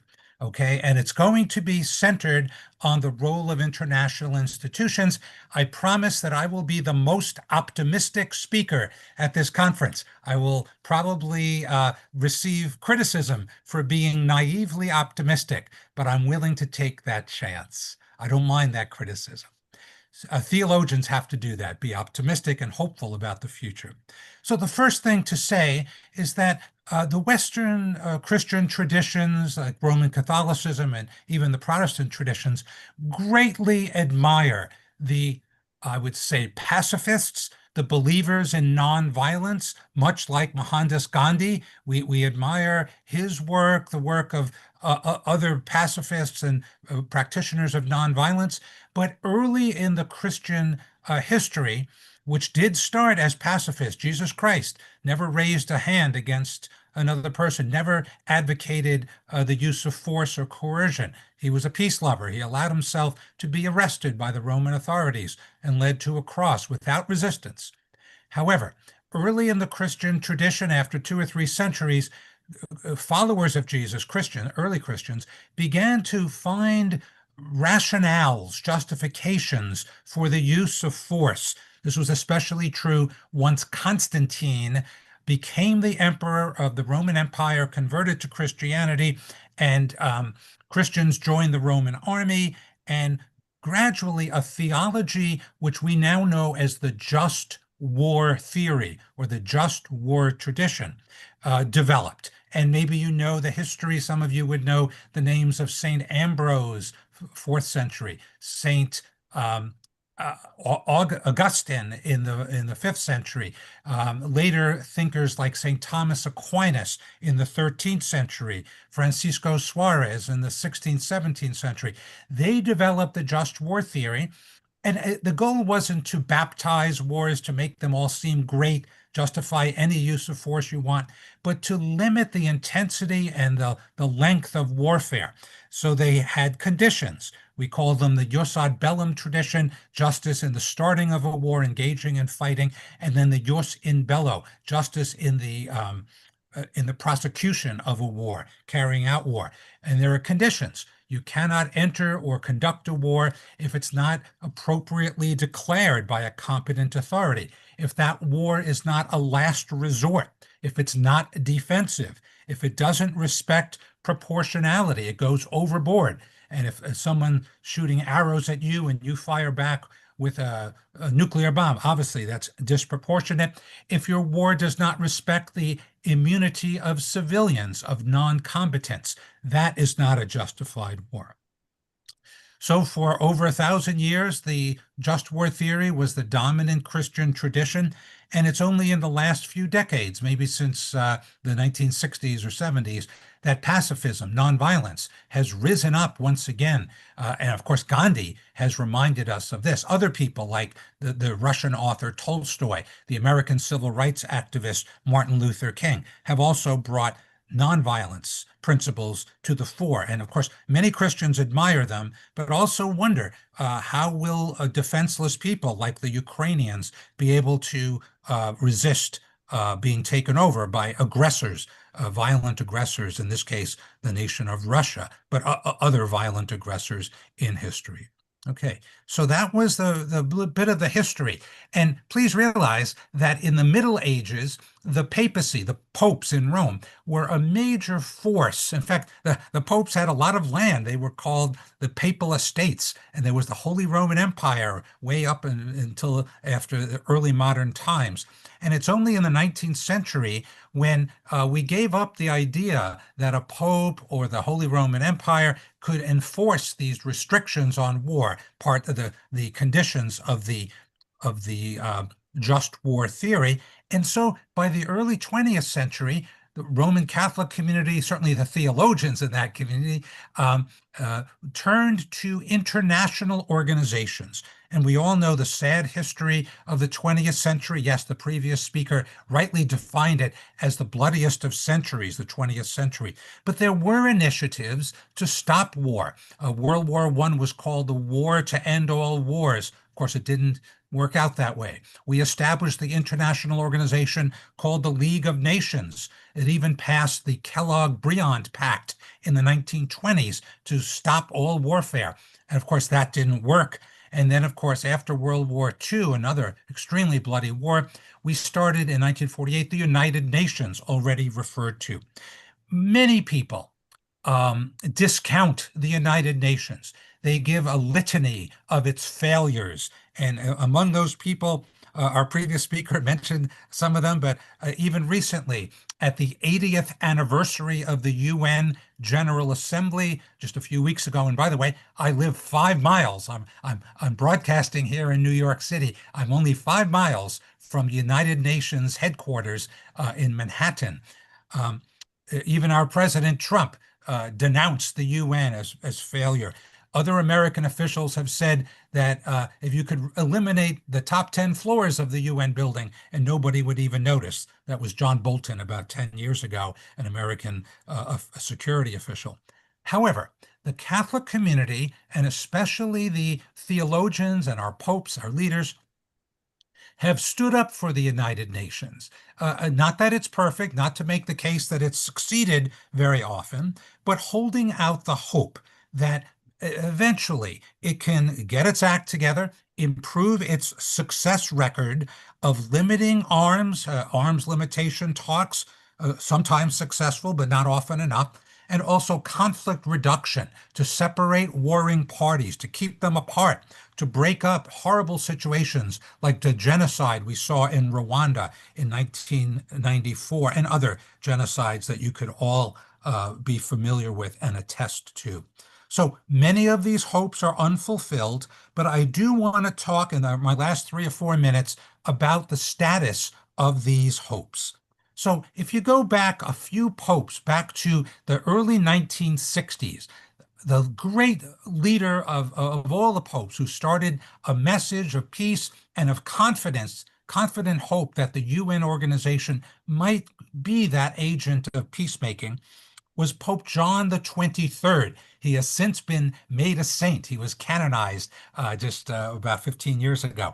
So John the 23rd observed the Cuban Missile Crisis in 1962. He actually was a diplomatic agent helping to resolve the standoff between the Cubans and Russians on one side and the Americans and NATO on the other side, saving the world from nuclear.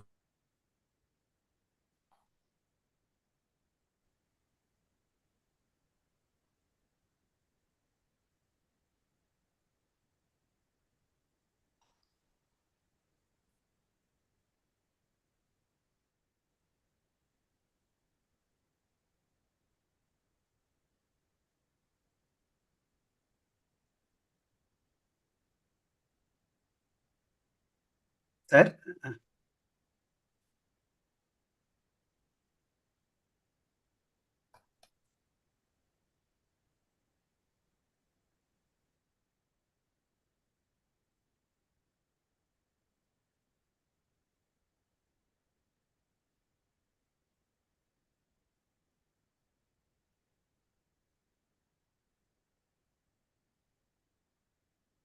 Okay, I hope I'm back. I was cut off briefly from my sound. Am I back?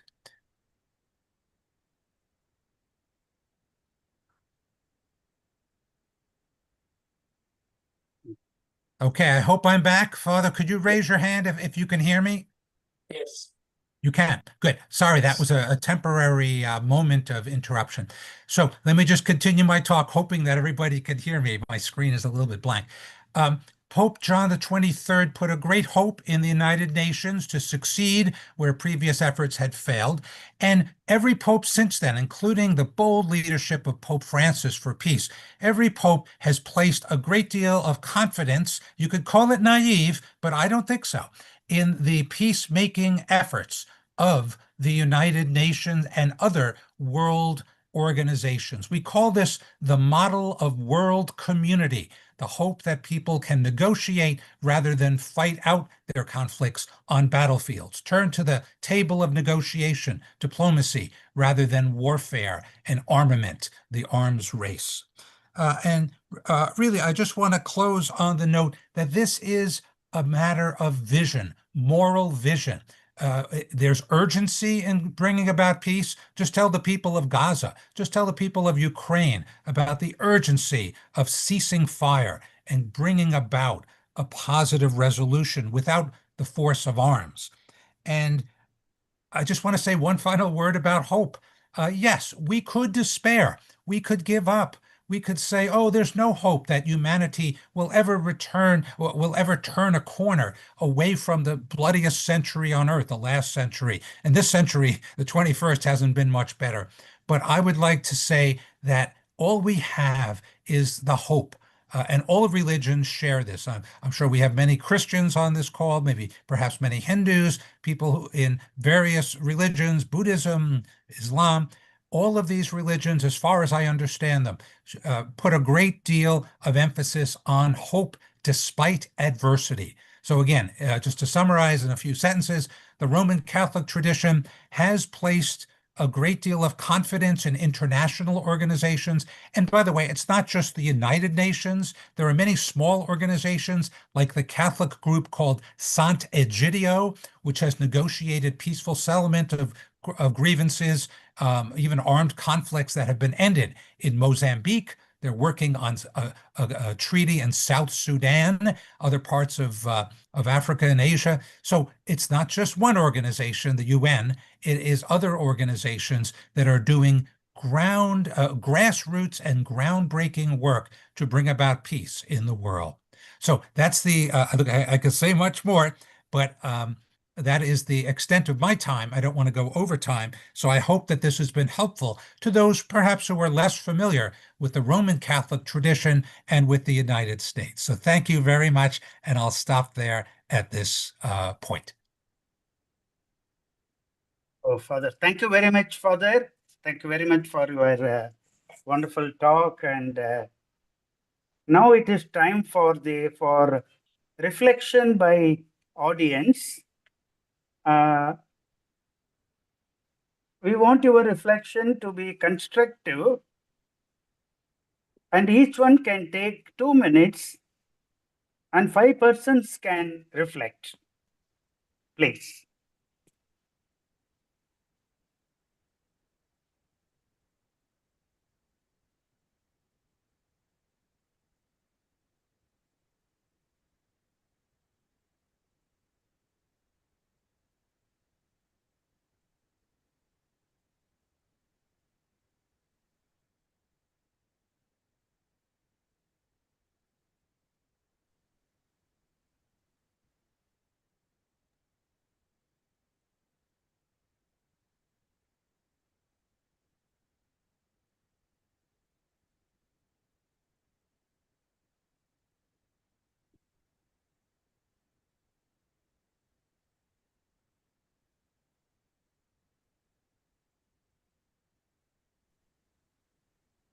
Yes, friends.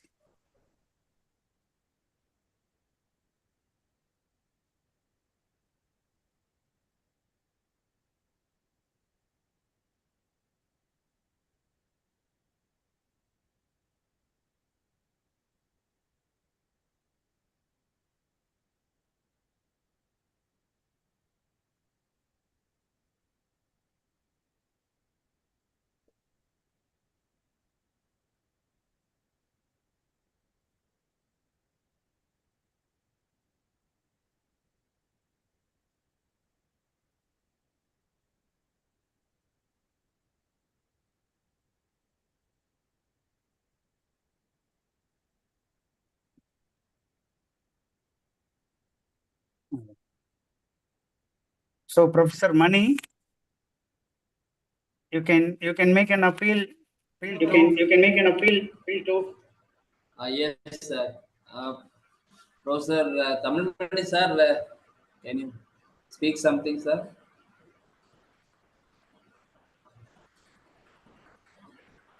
Sir? Yeah. Yeah, please, please. Okay, sir. At the outset, I appreciate the program organizer for having initiated a very wonderful initiative. We really gain a lot. That too in the present days of materialistic world, where a lot of inequalities and we have witnessed wars between some nations or still deeply persisting and going on. Really, the Gandhian values and the principles need to be followed by each and every men and women, each and every statesman, and every administrators, so that we can make the world a war-free world, and we can ensure peace and eternal peace, we can say, wherein we involve all the people. Food must be ensured, good health must be ensured, and peace must be ensured. So at this juncture, these sustainable development goals, which have been initiated by United Nations organizations in 2016, and which are to be accomplished or achieved by 2030. So these sustainable development goals ensure planet as well as people as well as progress.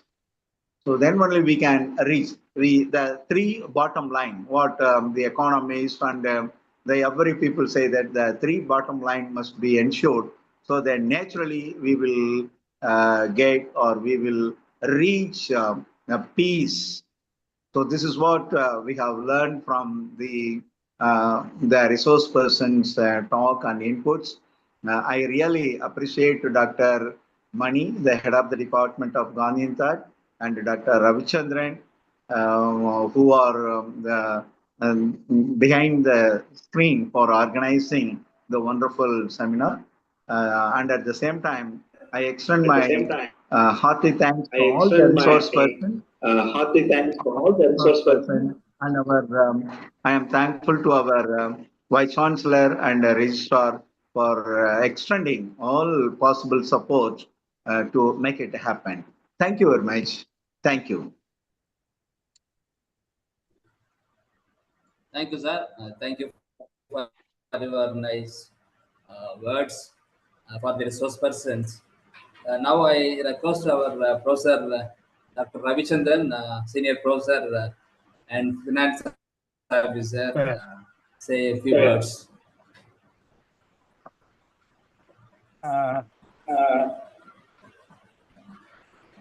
Sir. Esteemed and respected speakers.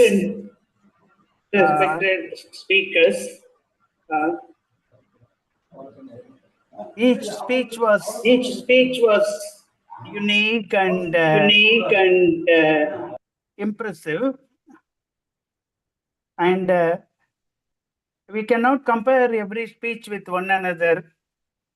One is like the long Nile River, another is like the Himalayan mountain, and the other was like the Amazon tropical forest. One more was like the Angkor Wat temple, and one talk was like the Pacific Ocean. So each one was unique. It is very hard to compile one another. In fact, the Vice Chancellor of GANDHIGRAM Rural Institute has very clearly said in his inaugural address that every sixth minute violence is inflicted on every woman. So non-violent activities are to be actively performed. And also he mentioned about a South Korean scholar's statement that every 1 second, one person is dying out of hunger. So we have to fight against poverty. Mahatma Gandhi is the role model for that. And we have to follow the principles of Mahatma Gandhi. And also the Honorable Vice Chancellor invited friends from all over the globe to come to GANDHIGRAM, visit GANDHIGRAM, and participate in the activities of GANDHIGRAM. The next talk was, the first talk was given by Professor N. Radhakrishnan. And for a person like Dr. Radhakrishnan, 15 minutes is not enough. He very clearly said Gandhiji was a multifaceted personality. And he mentioned about Tolstoy and Gandhiji's connection. During their lifetime, Gandhiji and Tolstoy never met. But Tolstoy made a deep and indelible influence on the life of Mahatma Gandhi. And Gandhiji started an ashram called Tolstoy Farm in South Africa, which was followed in India in the name of Kochrab Ashram, Sabarmati Ashram, and Sevagram Ashrams. So Gandhi was a full circle and a panacea for all, he said. And Dr. G.G. Thompson, he very clearly mentioned about that normally we think religion is a set of rules, a set of dogmas. But he said, it is not so.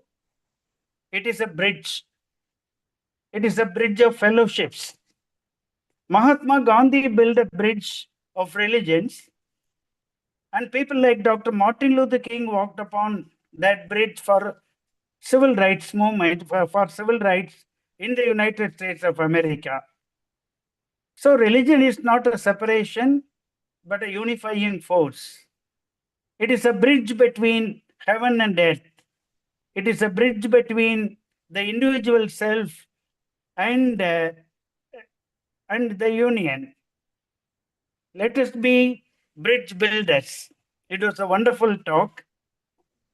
And Dr. Azrael Bekal Royce has a passion for peace.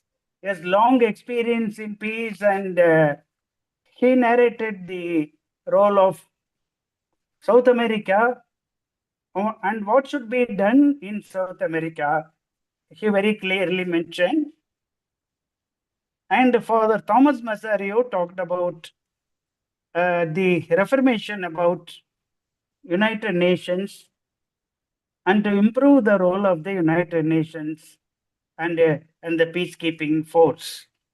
So friends, all the talks were unique, and especially 2 hours, 2.5 hours is not enough for people, scholars like each and everyone. But still, it was a unique contribution. Everybody contributed, and we really thank you. We learned a lot. Our knowledge boundary on peace, on development, on Mahatma Gandhi enlarged, sir. And we especially thank Father Dr. Kuriakos for the effort involving Dr. Mani and the Gandhigram University to organize this course. Thank you very much, friends. Thank you. Now I would request Dr. Mani to conclude the session and invite Father Kuriakos to deliver the vote of thanks.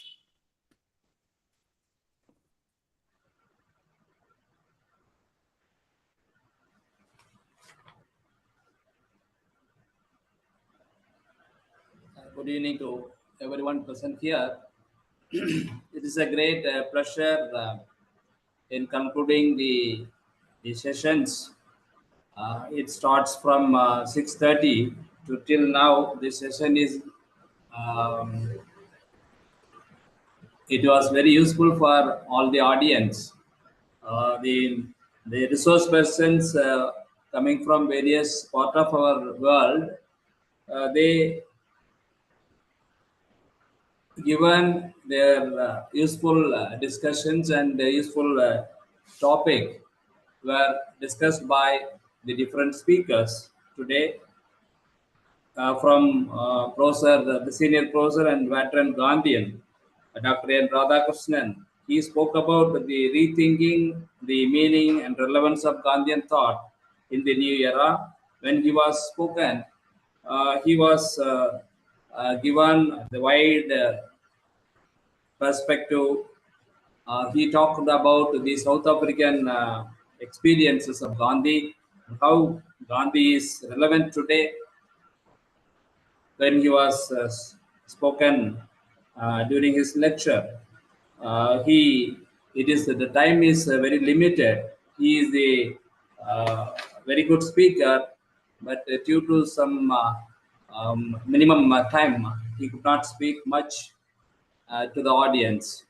So, and our former Chief Secretary, Government of Kerala, Dr. J.C. Thompson, he clearly mentioned about how the religious could be as a bridge and non-exclusive communities with the boundary walls.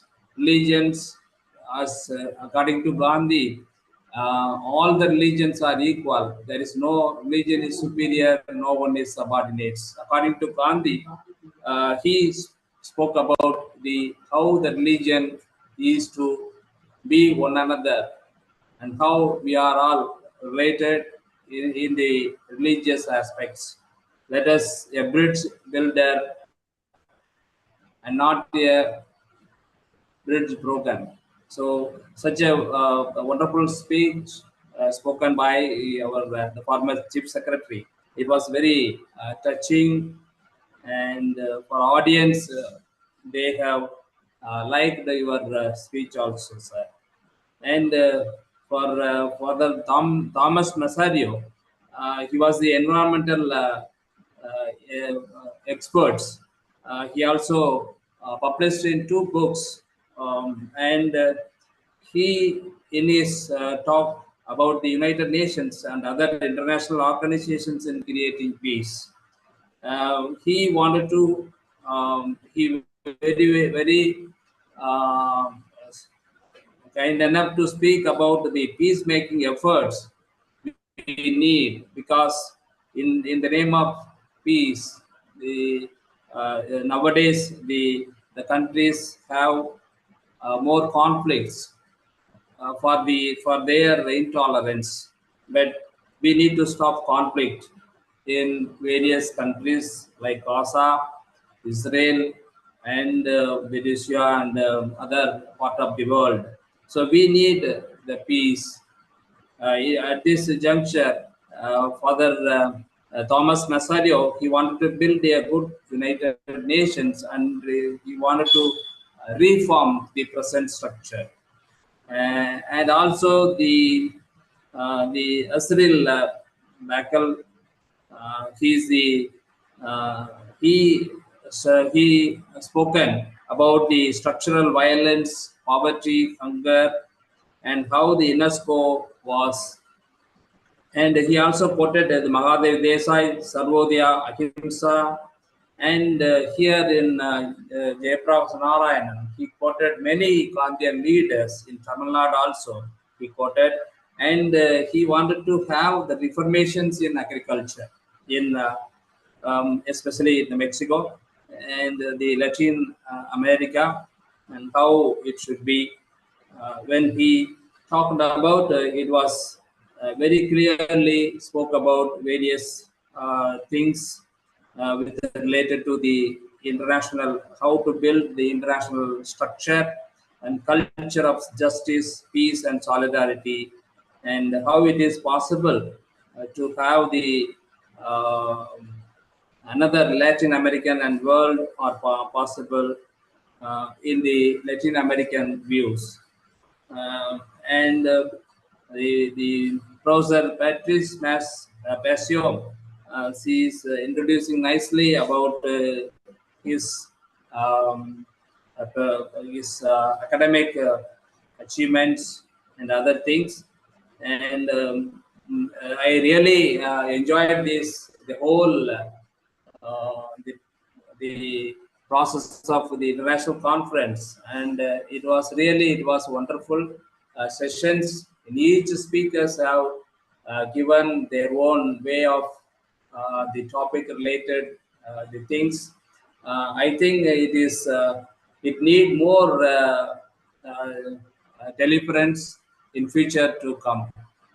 I expect everyone to come over to GANDHIGRAM, Tamil Nadu, as our Vice Chancellor, Honorable Vice Chancellor, requested everyone to participate in the offline conference at the international level. I seek your cooperation in future also. Thank you, one and all, participated in a good manner. Thank you. Okay. My responsibility is say thanks. This was a good opportunity to hear. Oh, Father, the audio is not clear, Father. Not clear? Is it clear now? Is it clear? Oh, yes, Father. Thank you. It is clear. It is clear. It is a good opportunity to understand how people live, and as builders of peace in different cultures, we think differently and experience differently, but at the same time we are struggling for the cause of peace. That aspect we can understand in this type of international conferences. So I am expressing my sincere thanks to Dr. Most Honorable Vice Chancellor Panjanandam for his presence and his words in this conference. Also, we had several speakers and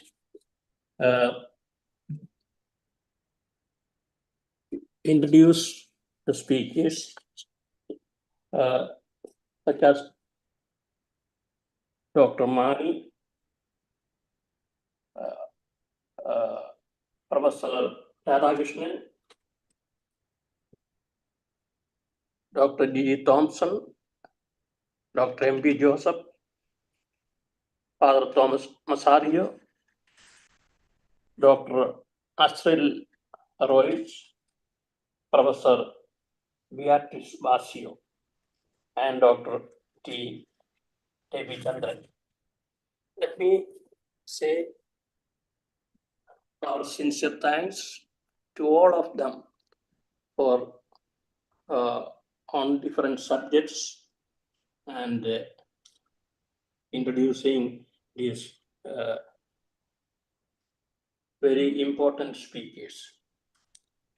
Another thing is we are planning to meet next year in 2026 August for an international peace conference in GANDHIGRAM, Dindugal. I would like to invite you all for this conference. We will inform you in advance all these things. Thank you very much.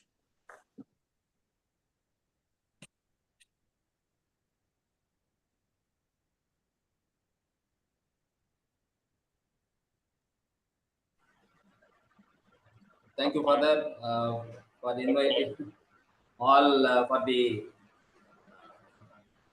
international conference to be held at Gandhigram.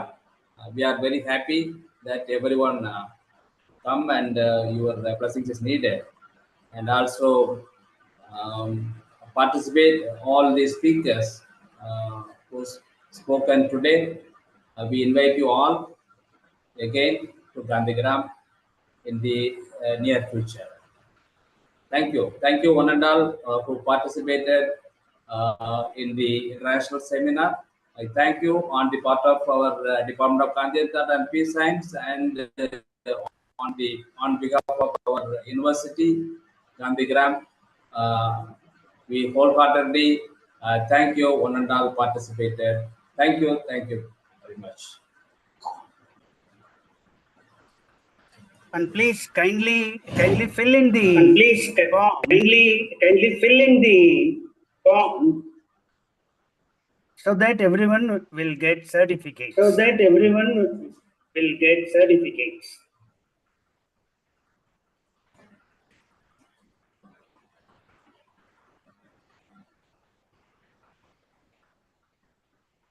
The feedback is appeared in the Zoom link, and whoever enroll in the feedback form, you will receive the certificates. Thank you. Thank you. Thank you, sir.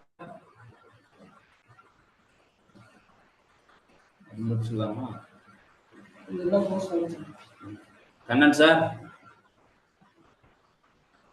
Sir, yes, sir. Sir, yes, sir. Shall we wind up, sir? Yes, sir. Sure, sir. Yes, sir. Sure, sir. Yes, sir. Certificates அந்த எல்லாமே enrol பண்ணிட்டாங்களா? பண்ணிட்டு இருக்காங்க sir. அந்த இப்பதான் பண்ணிட்டு இருக்காங்க sir. அந்த இப்பதான் chatல போட்டுருக்காங்க சார். chatல போட்டுருக்காங்க சார். சரிங்க sir. Thank you, sir. Thank you for Thank you, sir. Thank you, sir. your effort. Oh, Thank sir. you. Oh, sir. Thank you, sir. Thank you, sir. Thank you, sir. Sir, Ravi sir, thank you.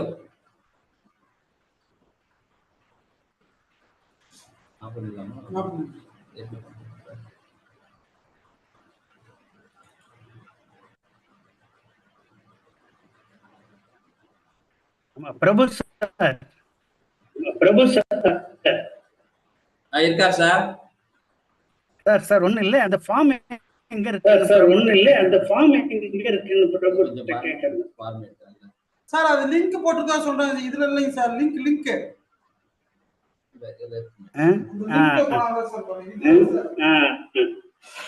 இருக்கும் பாருங்க sir. Sir, there is a link in which the feedback form is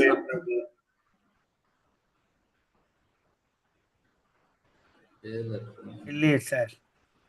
sir Kannan sir link தானே sir இருக்கு. எதுல sir இருக்கு? Chat boxல இருக்கு sir. Chat box. என்ன பிரபு எதுல இருக்கு?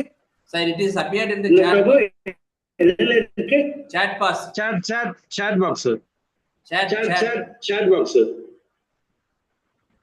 Chatலயா sir? Yes, sir. Yes, sir.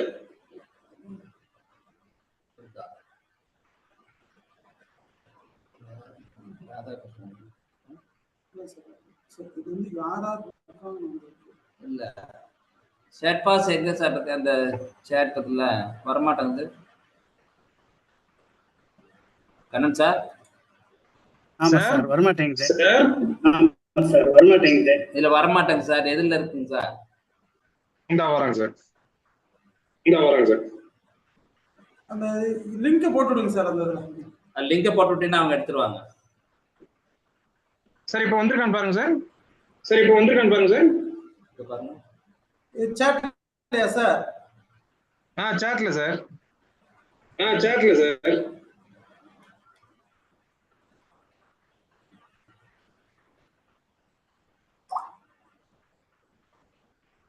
வரலையா சார்? இதுல என்ன chat? அதுதான் சார். இந்த இது இருக்கு பாருங்க. அதுல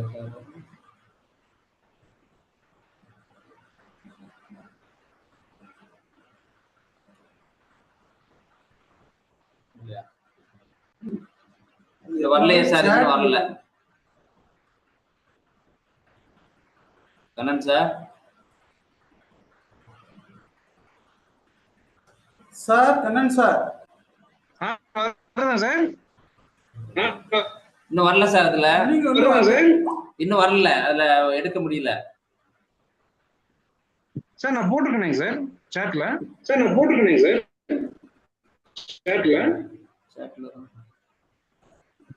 இல்ல லிங்க் போட்டிருக்கீங்களா சார்? சார் போட்டிருக்கேன்.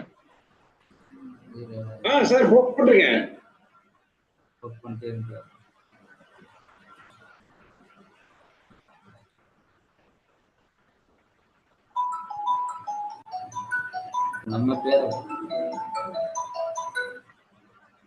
எதுல இருக்கிறது அந்த சாட் பாக்ஸ்.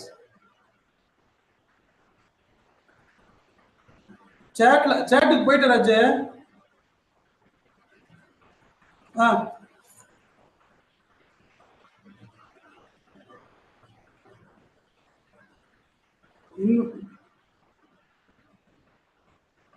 சேட்டுக்கு உள்ள போயிட்டியா? இன்வைட் மியூட் ஆளு மோர்னு வருதுவாரு.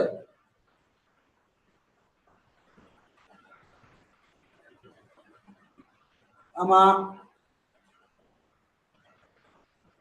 பண்ணிட்டேன்.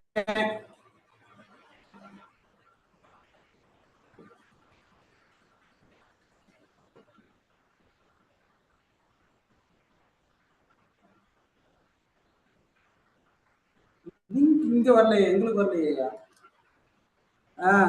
லிங்க் வந்து ப்ளூ கலர்ல வரும்ல, வரலையே. அந்த நீ லிங்கை போட்டு விடுங்க, வாட்ஸ்அப்ல அனுப்பிச்சுடு. ஏன்னா லிங்க் வந்து ப்ளூ கலர்ல வருங்க, வரவே இல்லை.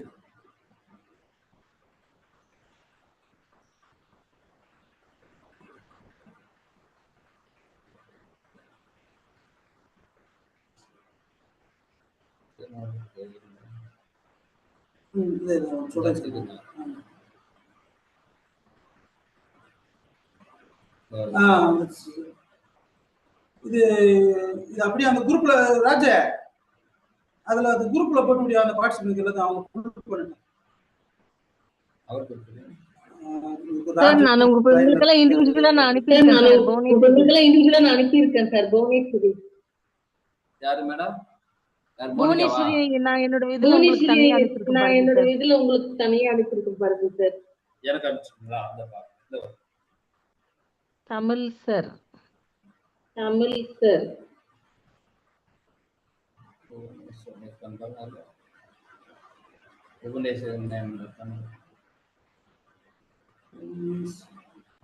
வாங்க அப்படியே இந்த இருக்குல்ல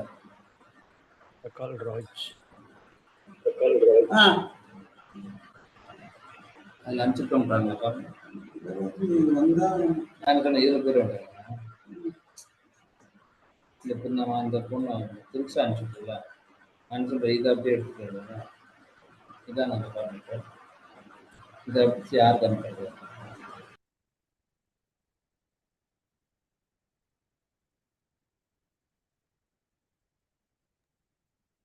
சார் என்னோட நம்பர் 9443636680.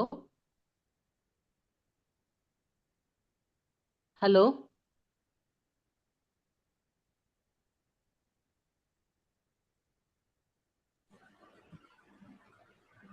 சொல்லுங்க மேடம். என் நம்பர் 9443636680. எனக்கு ஒரு ஹாய் மெசேஜ் அனுப்புங்க, நான் உங்களுக்கு அனுப்புறேன் சார். அப்பனா இவங்க எடுத்துருவாங்க நாளைக்கு. Sir good evening sir. Sir நல்ல வாழ்த்துக்கள் sir. Sir I have to thank you sir. வாழ்த்துக்கள். நன்றி சார், நன்றி. உங்களுக்கு தான் வாழ்த்துக்கள் சொல்லணும். நன்றி. நான் அந்த போன்ல வர்றேன் சார். வாங்க சார், வாங்க சார். Please come.